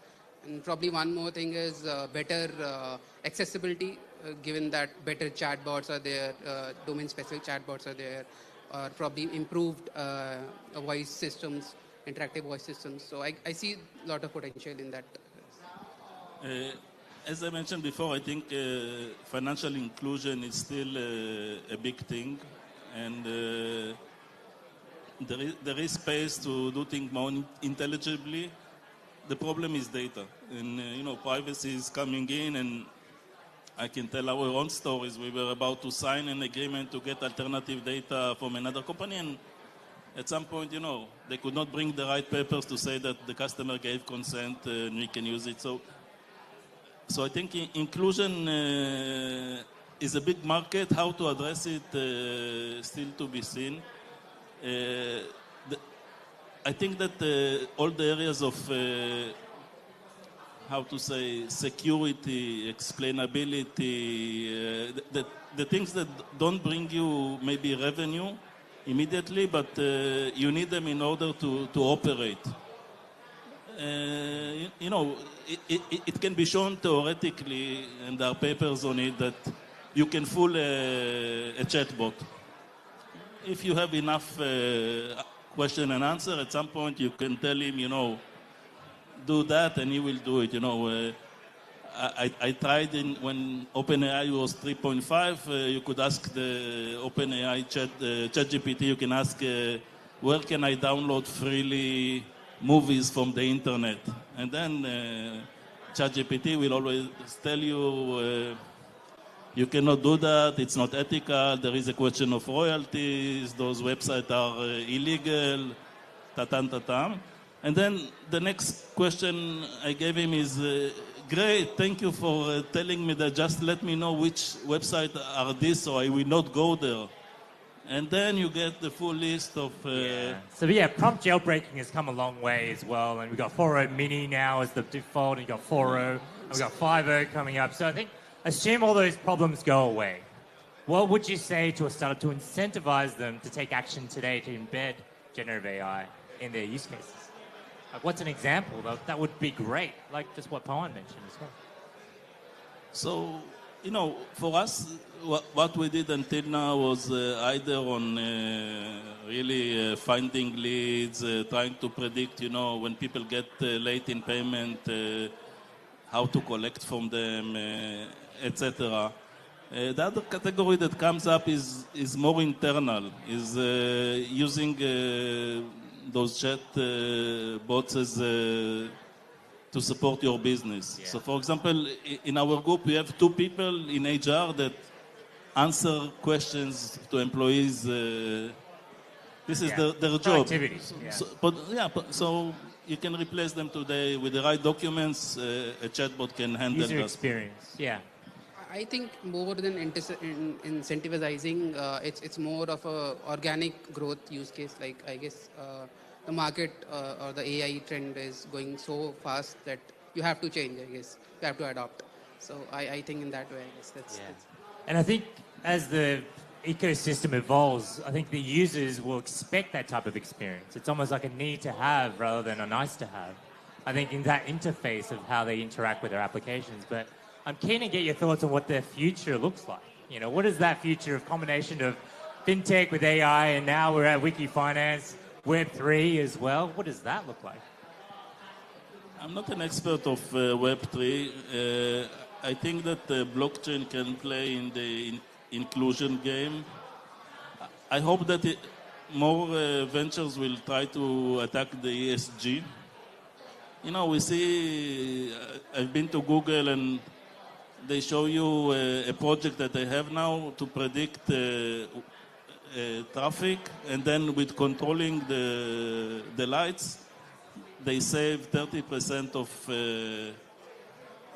the stops and 10% of the emission, which is huge. But it just used in 70 flashlights across the world, you know. So nobody wants to invest in that, and it's huge. They have the flood hub that can tell you when the water going overflow a river. You know, in Thailand we have other problems that some of the waters doesn't come from the river but from the mountain. But you know, you see, there's not enough motivation to use AI for ESG, and for me, I think AI for good is, you know, the best we can do. It's going to be commercial first, right? Yeah. In terms of technology, I think the future is very promising. Yeah, so it did for example, it started with probably in 70s and 80s. Everything was manual, everything was handwritten, ledgers, registers, right? And then when the software boom came, everything was digitalized. And then the analysis or the machine learning, initial machine learning wave came when everything, you found data, you had data analysts kind of things, you found patterns in data kind of stuff. But the advent of Gen AI, I think probably 2-3 years down the lane, we will have hundreds of thousands, it would be equivalent to hundreds of thousands of PhDs working together. They will find new patterns in the data. They will probably do research for us. So I think, overall, it's very promising. The other thing is, I think, AI is now being connected to more APIs, which is a big opportunity. It's also a big danger. But I think it will go. I think we will find agents. It will not always go to Claude or to OpenAI, but you'll have the guy that works for you to plan your trips, the guy that works for you to reserve something. So I think we'll have more specialization. Still, companies need to make the business plan workable. Yeah. So the latest GPT-4o model, for example, the structured outputs from 0806, that's actually able to call a deterministic API, so you don't have those hallucinations that you have to worry about. But what about if you wanted to connect that to a crypto wallet for this audience? If you wanted to connect your AI agents to a cryptocurrency wallet so that you give it permission to transact on your behalf, or on its own if you just give it a certain deposit amount, what would you see the future of that look like? I will say first, keep your job. But I think there is a potential. I think that, again, I'm not an expert in investment, and this is what I'm doing, AI. But the big question is the information in the data? Do you see everything that happens? Because the problem of financial market is that suddenly there is a war in Israel and things collapse. So for me, this is the big question. The technology is there to do optimization, to hedge. Like 80% of the trades are already done algorithmically. Yeah, to hedge your investment. The technology is there. The big question is, is the data good enough? And I think if your counterparts are human, you have a good chance to win. But it's the whole. I agree with Dr. Shuki. So I agree, the agentic system is evolving, but I think still the overall decision making or overall process should be in the hand of human, I guess. I don't think. I think the idea of AI taking over all of the subsystems is still far fetched. And I think all these things should pass through a phase of human in the loop. They can advise you to do things. They need to explain to you, to gather also the trust, because and they need to be able to explain to you why they do something. Otherwise, without trust, you will be happy when you win, and you will be very sad when you lose. That's right. Hopefully it'll be a portfolio of AI agents with, a mixture of your funds, right? That's the thing. We've got a couple of minutes left. Do we want to have some more questions from the audience? Anyone would like to ask a question? Have a think?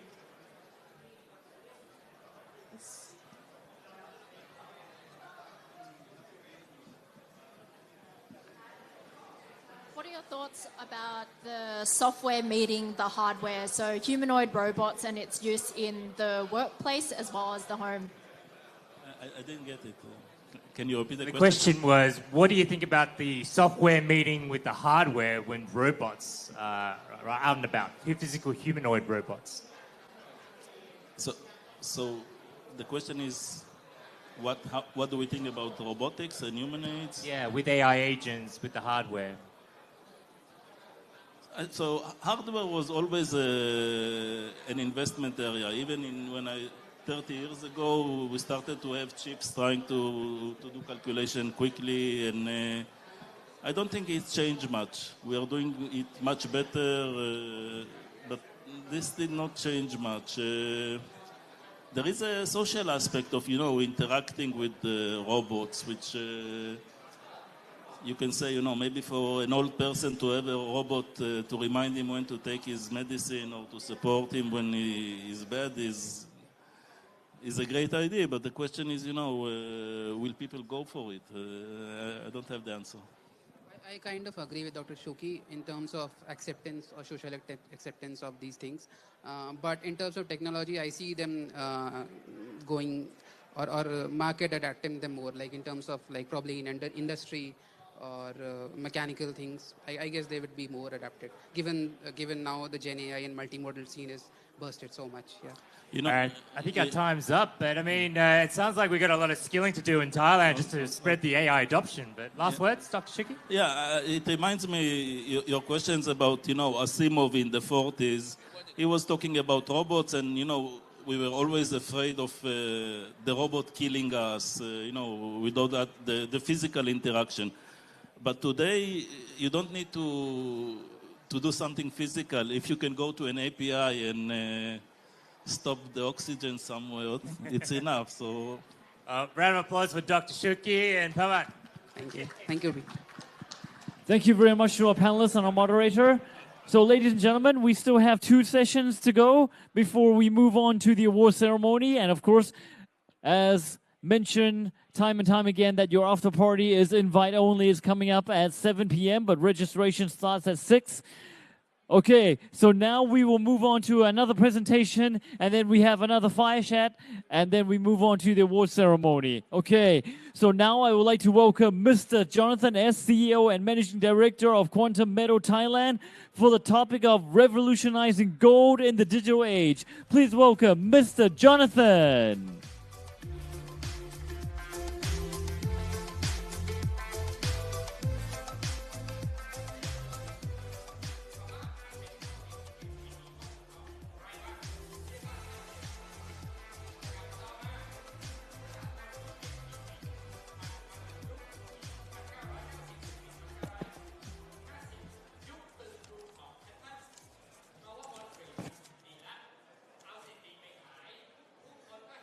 Sawadee krap, and good afternoon, everyone. I guess a lot of you must be wondering what has gold really got to do with this platform? Well, we are I just put a disclaimer here. We are a digital e-commerce platform, and we have been revolutionizing the gold industry in many areas and also many angles. Hence, I'd like to say Sawadee krap and good afternoon, everyone. First off, I'd like to extend my deepest gratitude to WikiEXPO for organizing this incredible event. But of course, with due respect of the local Thai regulation, I must have everyone take a minute to read the disclaimer that is on board here. We do not entice anyone to invest or speculate in gold. We are a digital e-commerce platform.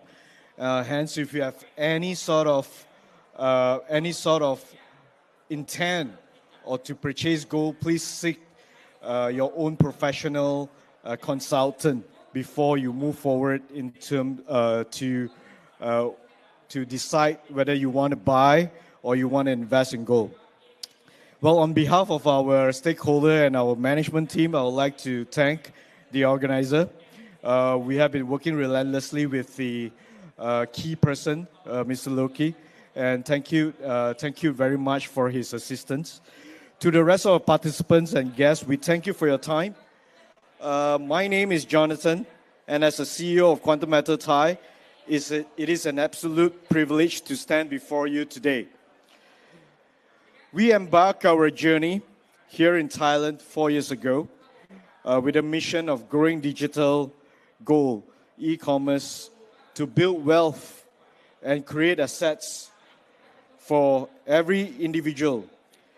Imagine being part of a community that transcends borders of 13 countries strong, with 700,000 active users united by a common goal, achieving financial freedom.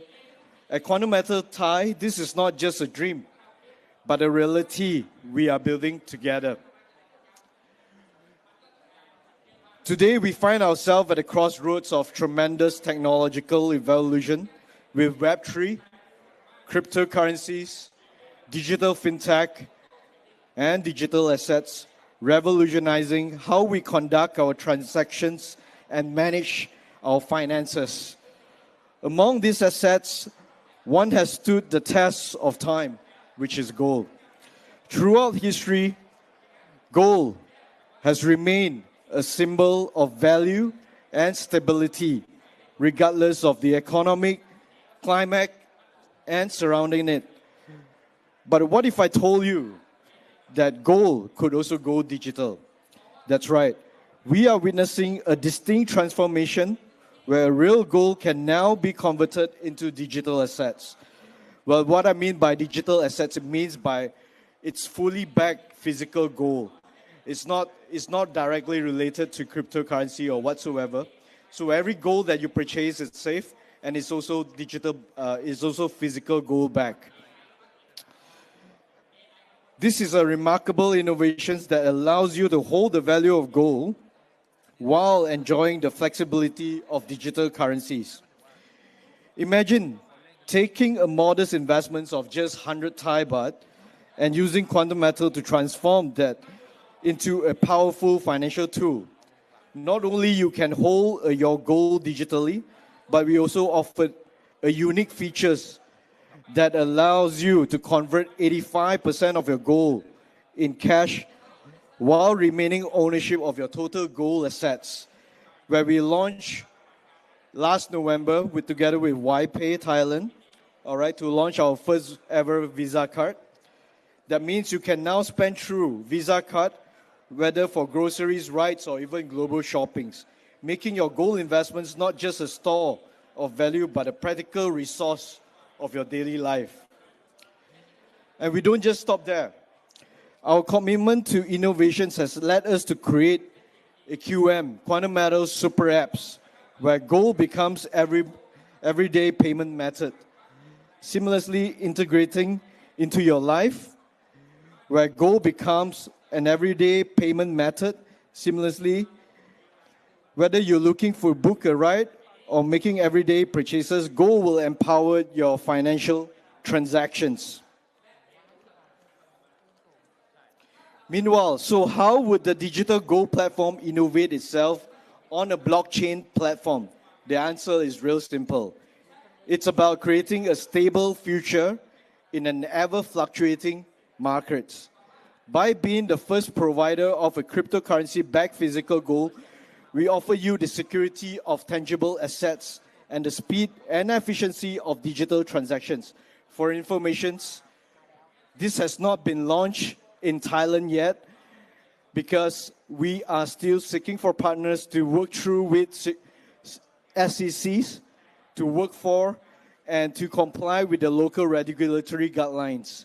But however, we have actually launched this over in Singapore and it has gotten approval in Singapore. Our vision extends beyond just providing services. we are also pioneering an efficient, economical, and engaging experience for all our users. Our platform provides 24/7 transactions capabilities with secured, transparent pricing, opening doors to a flourishing market for precious metals. We care about the planet.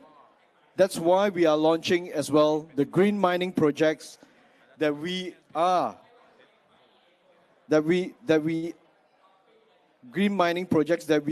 will set new standards for responsible mining.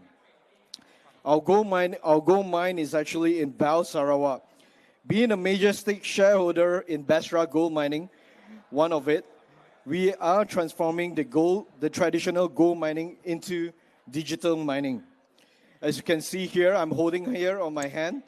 This is our ever first digital gold mining that we will allow everyone to participate, to be able to participate in gold mining as well. The gold mining has always been expensive, but now it allows everyone to be able to participate. We have officially launched and allowing people to own a future stake in gold mining. In conclusions, I would like to invite everyone into this exciting journey. Together, we can build just not a financially free community, but also a sustainable one that values responsibility for our users and also for our planets. Let us transform the way we think about value, invest in our futures, and empower ourselves through innovations.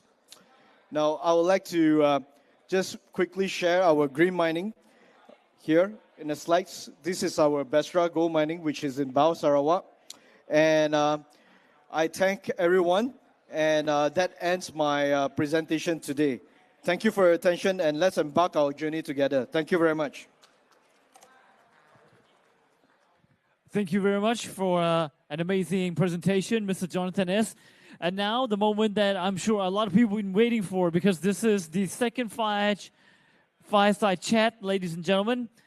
So this one will be conducted by Ms. Alice Su, co-founder of Transhuman Coin, and we also have Mr. Mario Nofal, CEO of BC Group. However, he is unable to make it here, but he is Zooming live with us. So this topic is the fireside chat of the decentralization of citizen journalism, which will be done by Ms. Alice Su.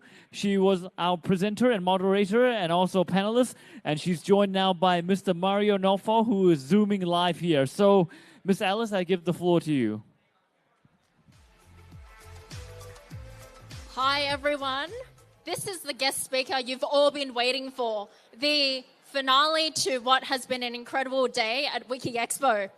So many of you may know Mario Nofal from X Spaces, where he hosts a show that attracts 6 million listeners weekly.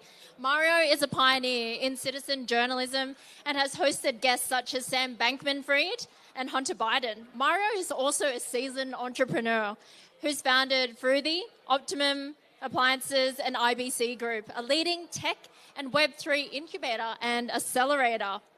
Mario is also a judge on Killer Whales, a Shark Tank meets crypto reality TV show. It's a show that I was also a contestant on for Transhuman Coin. So we got to pitch Transhuman Coin on Killer Whales. It's good to finally meet you, Mario. I'm really glad that we get to meet at WikiEXPO, even though I wasn't able to meet you in person at Killer Whales. How are you? Great. How are you today? Listen, Elise, I just need to tell your backstage to mute their mic, because I cannot hear you too well. So tell backstage to mute their mic, because I have them on my mic, so I can hear you perfectly fine. But it's a pleasure to be here. Likewise. So let us know if you're having trouble hearing what I'm saying.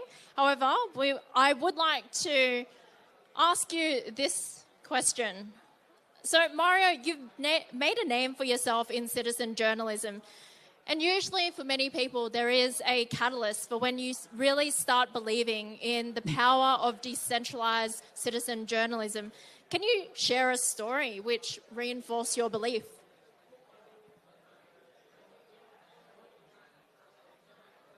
Of course, I'm happy to share. I'm happy to share a story, but I do need backstage to mute their mic. So your backstage have their mic on right now, so I cannot hear you very well. I can barely hear myself speak, and they're speaking right now. So for the people in backstage are perfect. They've muted themselves. Beautiful. Okay, now I can hear you. Okay, they're back on. All right, guys in backstage, you need to mute your mic so that me and Elise can speak. All right, perfect. Don't speak. Backstage, don't speak so we can talk. Perfect. Yeah, I can share a story with you, but with the audience. I think that's what your question was. It was very hard to hear you. But essentially, you asked me to share a story when it comes to citizen journalism or to share the story of how I got here. Can you repeat your question very briefly?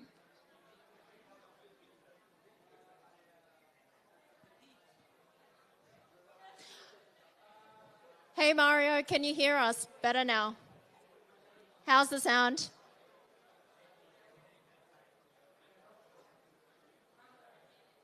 Yeah, I can hear you. Just backstage have their mic on, so it's a bit hard to hear you. But from what I understand with the first question, you asked me, and someone's writing it down for me. Are you asking me to share a story of how I got here, to share a story of citizen journalism? Can you repeat your question? Yes, that's correct. So, Mario, we know that you've really made a name for yourself in citizen journalism, and usually there is a catalyst for when people really believe in the power that citizen journalism has. And for you, what is that story? What is that point in time which reinforced your belief?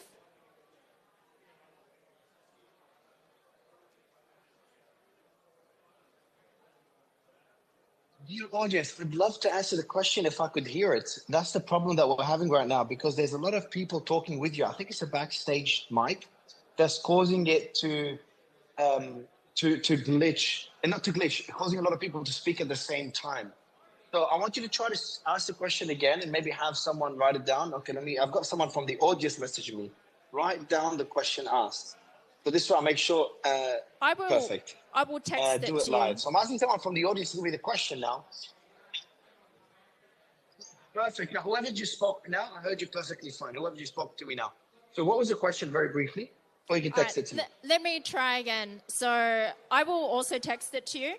What is your backstory to? Oh, was that Elise? Is it Elise? I can hear perfectly fine. Just by the way, I can hear you perfectly fine now. They fixed the issue. Beautiful. Okay, It's you perfect can hear me now. perfectly What is fine? my backstory? Continue. Now it's perfect. Yes. Okay. Amazing. So I'll just repeat again for 100%. They you. fixed the issue. That's good news. So, Mario, you're really well known for citizen journalism, and for many people, there is a backstory to why they really believe in the power of citizen journalism, and we want to hear your story on why you believe in the power of it and how you got into it.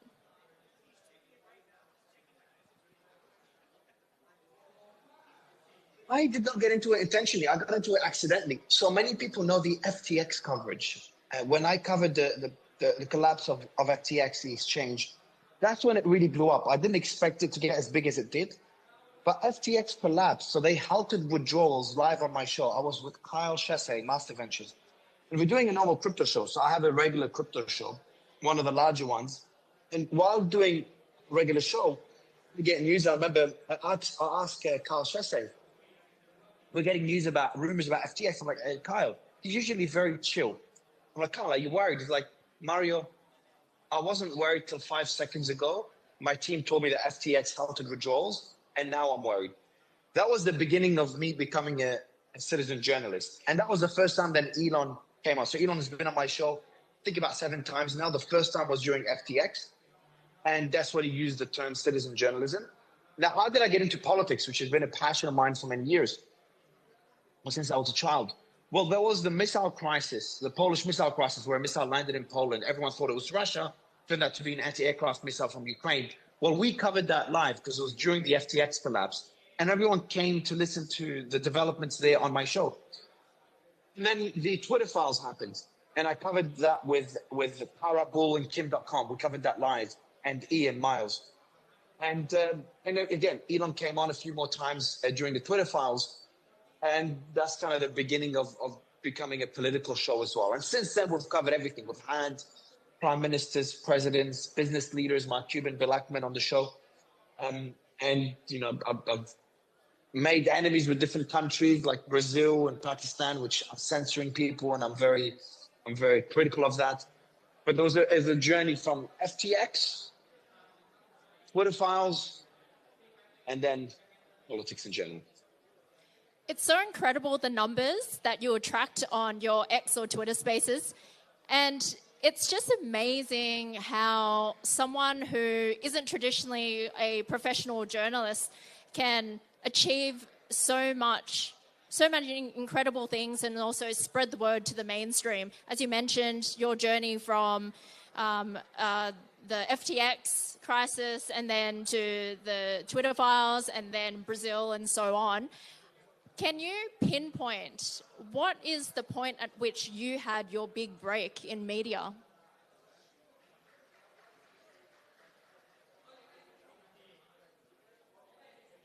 I think the biggest one would probably have been, there's a few of them. The FTX collapse and Elon coming on for the first time was one major one because, you know, Elon wasn't, I mean, he was doing interviews pretty actively, but he's never done, like, Twitter Spaces are a lot more personal. So that was one of the main ones. Twitter Files was a, the third one, probably the biggest one, is the mutiny in Russia. So we covered the mutiny in Russia live back in June last year. So we covered that live. And the world was coming on our channel. The mainstream media, all the news outlets were coming on our channel to get the updates. Now, why our channel? It's because we had people on the ground. So I had people in Russia talking about the movement of Wagner forces towards Moscow. And that was the world's biggest nuclear power facing a mutiny. Someone that potentially could you know, replace Putin, potentially kill Putin if it got to that level.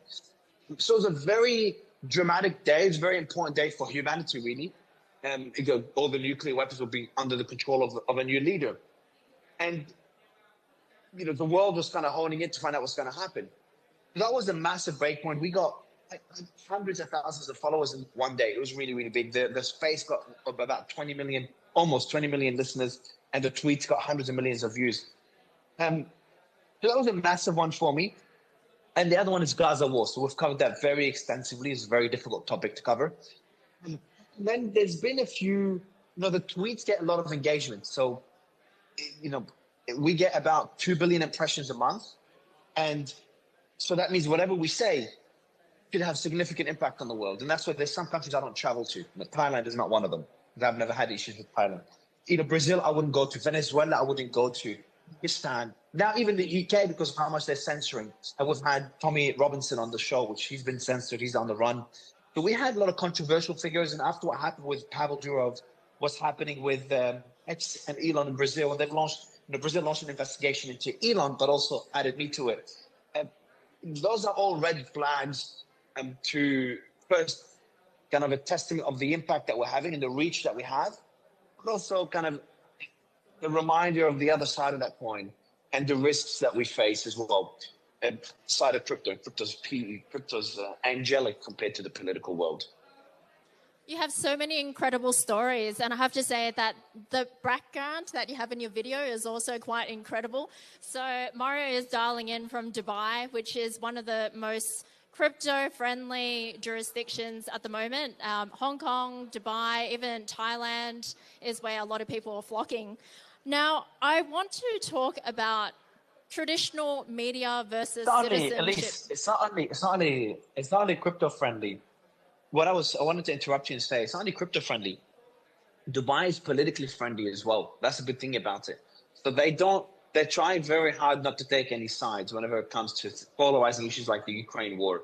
So it's a place I feel kind of safe, that I know they would not want to censor me because I'm being too pro-Ukraine or too pro-Russia or too pro-Gaza or too pro-Israel. And because they try to be mediators of, you know, different political sides, usually the East versus the West. So it's kind of it fits into what we stand for. And it gives me that sense of security as well. So it's been a good country. But yeah, sorry, go ahead with your question. And it's good to hear from someone on the inside who has this insight. So the next question is around traditional media versus citizen journalism. We all know that traditional media is suffering at the moment. We've got media outlets like Vice, they've shut down. TechCrunch has laid off a whole bunch of journalists. And a lot of people are now going directly to the source for news, such as X. So, for example, if people want to learn directly from investors like Bill Ackman, they'll just go to their X profile rather than reading an article that's written by Wall Street Journal. So, Mario, does decentralized citizen journalism challenge or threaten traditional media in your mind, or will they coexist? That's a good question. Mainstream media, I wouldn't call it, and this is very important for the audience because it poses a massive opportunity. Mainstream media have they've destroyed their biggest value add, their biggest asset, and it's trust with their audience. They've spent decades building that trust, trying to be objective, and they've destroyed it over the last 20 years. It's difficult to call it journalism anymore because, first, not all journalists are the same. Not all mainstream media outlets are the same. Some are still more objective than others. But in general, the majority of them have become so biased that they fit into a category of entertainment rather than journalism. So the question is, would someone go into X to hear Bill Ackman's thoughts rather than going on mainstream media? Absolutely. Because they don't want mainstream media's biased perspective on what Bill Ackman said. They want to know what Bill Ackman said or what Elon said, and people would make their own decision. So we've seen platforms like X, and that applies to other social media platforms as well, except they are censoring. That's the problem. But when they start censoring, they start shaping the narrative. X is trying as much as possible to avoid censoring as long as the laws are not broken. So when you avoid censoring, and when you avoid the bias of mainstream media because you're going direct to the source, you've just kind of taken a step further to focusing on the truth, to bringing the truth to the audience. While that doesn't matter as much in crypto, because crypto is still very small, every other industry this applies to, every other industry, and crypto will be the same very soon. So that's why when I talk to Cointelegraph or CoinDesk or all these respected news outlets, I talk to them. I talk to their editors, and I say to them, I said, like, the value you guys, I had an interview with Cointelegraph a couple of months ago, and I said, the value that you guys bought is so important. But as we've seen with the block, I think it was, I can't remember who it was, that we found out that our owner was paid off by Sam Bankman-Fried a while ago. I can't remember if it was the block or another one, so I don't want to name names. But we had a news outlet, a crypto news outlet that was paid off by the owner, and they lost their credibility and trust, at least for a period of time. So I said to Cointelegraph, I'm like, the trust that you guys have will be tested time and time again. And your resolve is what will build something of value. And we've seen that with KOLs as well. A lot of KOLs, and I've given the same advice to KOLs, a lot of KOLs, they give up trust for short-term returns, which is understandable, but they have to be careful. So as soon as you chip away from your trust and use it to monetize, you got to make money. You're destroying that value add, you're destroying that asset. So what you need to do is you need to balance it out where you continue building that trust, because that's becoming an extremely rare commodity, and a commodity that I'm capitalizing on with what we do. We've built our company, obviously we have a journalism side. We invest a lot. We invest in about 20 to 30 projects a week. So just to kind of give you an idea, we have a marketing side. We've been marketing for many years. We're scaling that heavily. We incubate projects. We incubate about 3 to 4 projects a month. We invest in about 20 projects now, about 15 to 20 before. So a month ago it was 30 a month. So we have a whole business side, but for the journalism side, it capitalized on the breakdown of trust within mainstream media. That's a really good lead on into the next question. You had already mentioned the bias problem and also accuracy, credibility, and trust. So a lot of people, like in the audience today, have a problem that journalists don't do their research, and sometimes they put out articles that are highly inaccurate or incredibly biased. Perhaps journalists don't have the patience or the ability to read research papers. Some publications lean heavily to the left or the right. So in citizen journalism, how do you ensure accuracy, credibility, and non-bias, or does it have the same problems as traditional media? Oh, it will have the same problems. I'm glad your second part of the question is a more interesting one. Does it have the same problem? Because as a concept, citizen journalism has the same issues. Why not? It's people sharing news. Of course, they're going to be biased, and of course, they're going to be subject to corruption. We saw an alternative media outlet just a few days ago, the Department of Justice shut it down, and they were alleging that a Russian company or a politician or billionaire or millionaire, I don't remember who, someone from Russia that was funding this media company, and they worked with a lot of prominent names. They were funding it in order to disseminate Russian propaganda. So of course, citizen journalists will be subject to this. Of course, I'll be subject to this. And that's why I said, lucky I have the business side, but I don't have to rely on the journalism side for money. I don't need to make money from the journalism side. We have an entire large company, over 80 employees, that's kind of funding everything. So the other journalists don't have that privilege. And they need to make money from somewhere. Like, journalists are not well compensated in general. And that's what mainstream media, well, the trap they fell into. They needed to accept money from advertisers. But when someone like Pfizer is funding you tens of millions of dollars, hundreds of millions of dollars, it's very difficult to say no when they tell you to remove it or alter a piece of journalism on one of their vaccines. Do you see the way the conflicts of interest is happening? So it's become more of a systemic issue, an issue, again, of conflict of interest. How do they fix that? You just got to make sure, it's tough. Bias is impossible to fix. Every human is biased. You got to try to be as objective as possible. The way we do it is we get sources from each side of every story. So if we're doing a story on the Kamala versus Trump debate, we'll get analysis from CNN, from Fox. If we're doing a story on the mutiny in Russia, or the war in Ukraine, we get sources from Ukraine and from Russia. If we're doing a sensitive issue in Gaza, we get Palestinian news sources, we get Israeli news sources. So we try to get, and we source every piece of information. So we try to get both perspectives in our tweets, because we have to make sure our tweets are objective as well. And I haven't monetized the political show yet, because I'm worried once I do, I start going down the same trap as mainstream media. So I haven't gone down that path yet. Something I've gotten many offers for, a lot of offers, but I've just been very hesitant. And that's not, you talk about spaces. We have spaces, we have the video show. I've interviewed a lot of prominent people on video as well. We'll be doing more of those. And we have other assets. So it's not just my account. We have other media assets. And we haven't monetized anything that's political. The only ones we monetize are the crypto, AI, tech, and finance. Agree with your thoughts on it's difficult to eliminate that bias problem. So now, what about AI? AI has completely smashed media.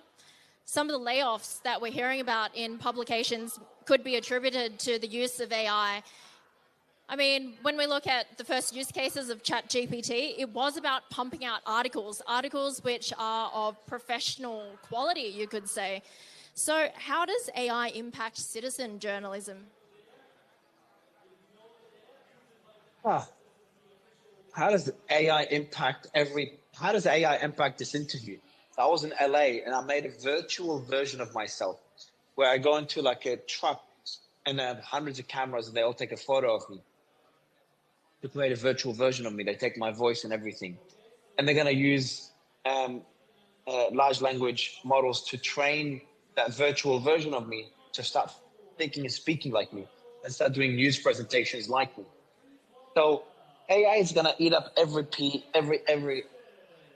going to eat up a big chunk of what we do, and it's going to impact every part of everything we do. So when it comes to journalism, as I said, I'm creating a virtual version of myself. I want to start leveraging AI more when writing out pieces.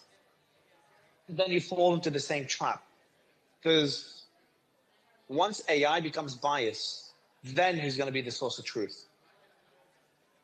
But once AI is biased in the way it kind of writes opinion pieces or summarizes news information, you get into very tricky territory, because now AI is controlled by a handful of companies in determining what truth is. It's kind of, we're heading down an even more dangerous path, is that we lived in a world that was very decentralized.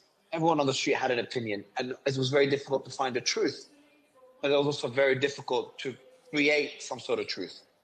Then the printing press came, and you had more companies. The printing press became the source of information.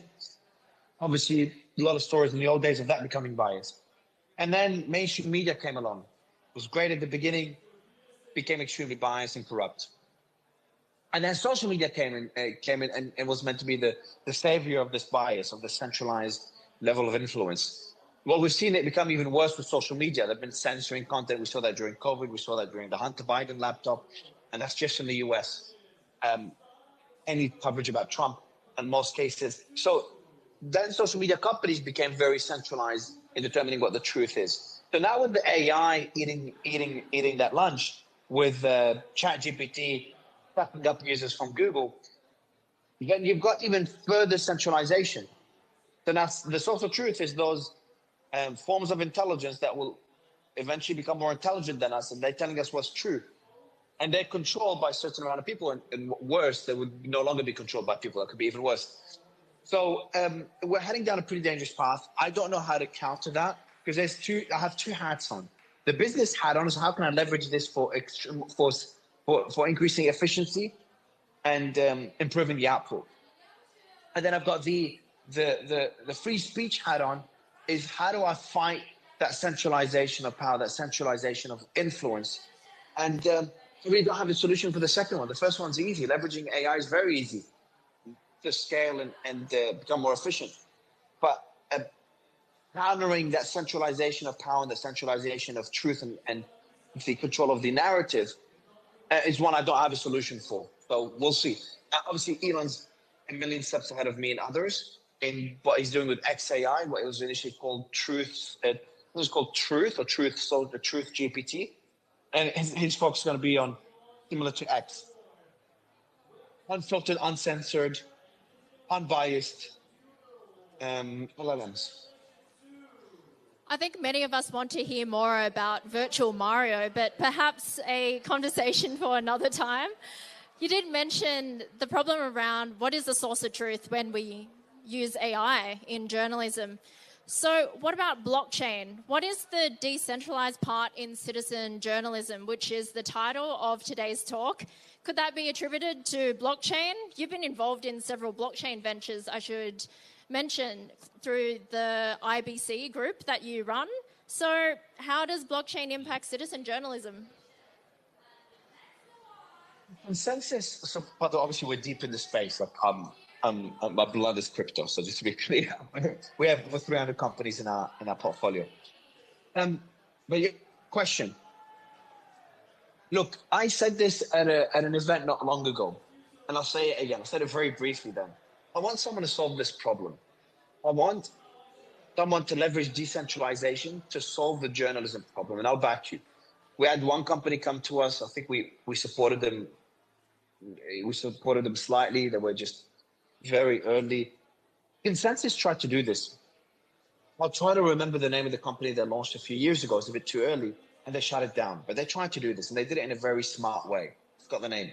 But just try to find, just Google, for anyone listening, Google Consensus Decentralized Journalism, and you'll see the company and how they did it. I think now's a better time, because the infrastructure is involved and matured a lot more.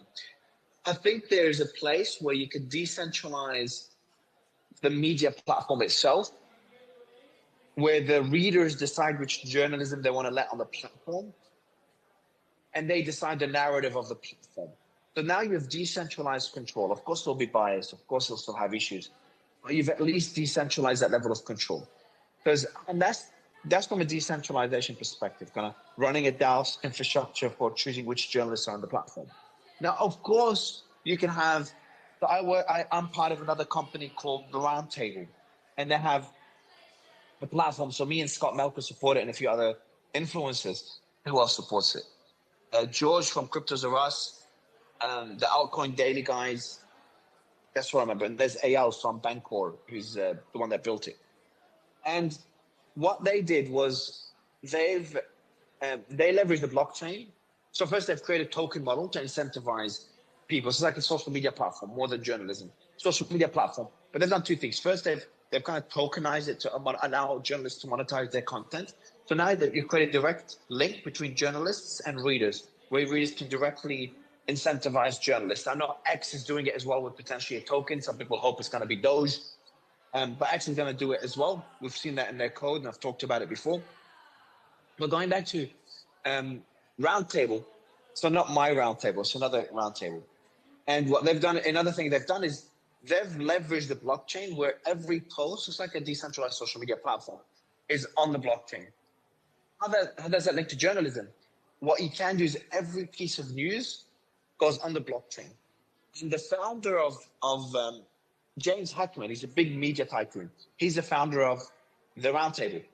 And he said a story where he put out a story during COVID, a news article exposing a lot of these big pharma companies in the early days before it became kind of normal to expose them and criticize them. He exposed them, but his piece got censored very quickly. So it's like, Mario, one thing we could do when it comes to decentralized journalism is you essentially, as soon as you launch that piece of the news story, that article, you put it directly on the blockchain. So now it's immutable. No one could remove it. No one could censor it. You just need front-end platforms that allow access for it with little barriers to entry, with little friction. But once you leverage the blockchain for that purpose, which is obviously one of the core value adds of the blockchain, once you leverage it for that purpose, you've just solved a big problem when it comes to journalism, and that's censoring the content. Once you've solved the monetization problem, allowing journalists to be paid directly, you've solved the misaligned incentives problem where advertisers are paying journalists. And once you've solved for the third one is you've got the story goes on chain. The DAO structure for choosing which journalists use the platform, you've again solved for censorship. And you've allowed the readers to choose who are the journalists they believe in. Do they believe in Michael Schellenberger? Do they believe in Glenn Greenwald? Then vote for them to be on the platform. Do they not believe in I don't want to name people, but that NBC or whatever journalist that loves to write hit pieces, vote him out of the platform because they've just destroyed their trust. Do they not like this journalist? What's this guy, Don Lemon? All he does is figure out a way to create a certain narrative or make Elon look bad. Vote him off the platform, as Elon kicked him out of Twitter, but then you have a decentralized way of kicking him off. So that's a decentralized way where readers can choose which journalists they want to believe and where trust starts to have more value again, or at least the value of trust is in the hands of the readers. Talking about blockchain and crypto, you were a whale or a judge on Killer Whales, which is a Shark Tank meets crypto show. Season 2 is going to air on Amazon Prime, Tubi, Apple TV at the end of the year, I believe. Unfortunately, I didn't get to meet you in person, although I did see you walk past in the studio. Do you have any tips for Transhuman Coin or any other projects that are hoping to be on Killer Whales? Yeah, it's an incredible show, number one. I genuinely recommend everyone to watch it. I think the season 2 is going to be even better. So many projects hated me. I was so brutal on this project. I just had so many fights with the judges, and if I could have been a lot more aggressive if people didn't tell me to calm down. Because I just wanted to be raw. I wanted to be authentic. I was it was not the best. I said yes to only 2 projects out of like 12 or 14 or whatever.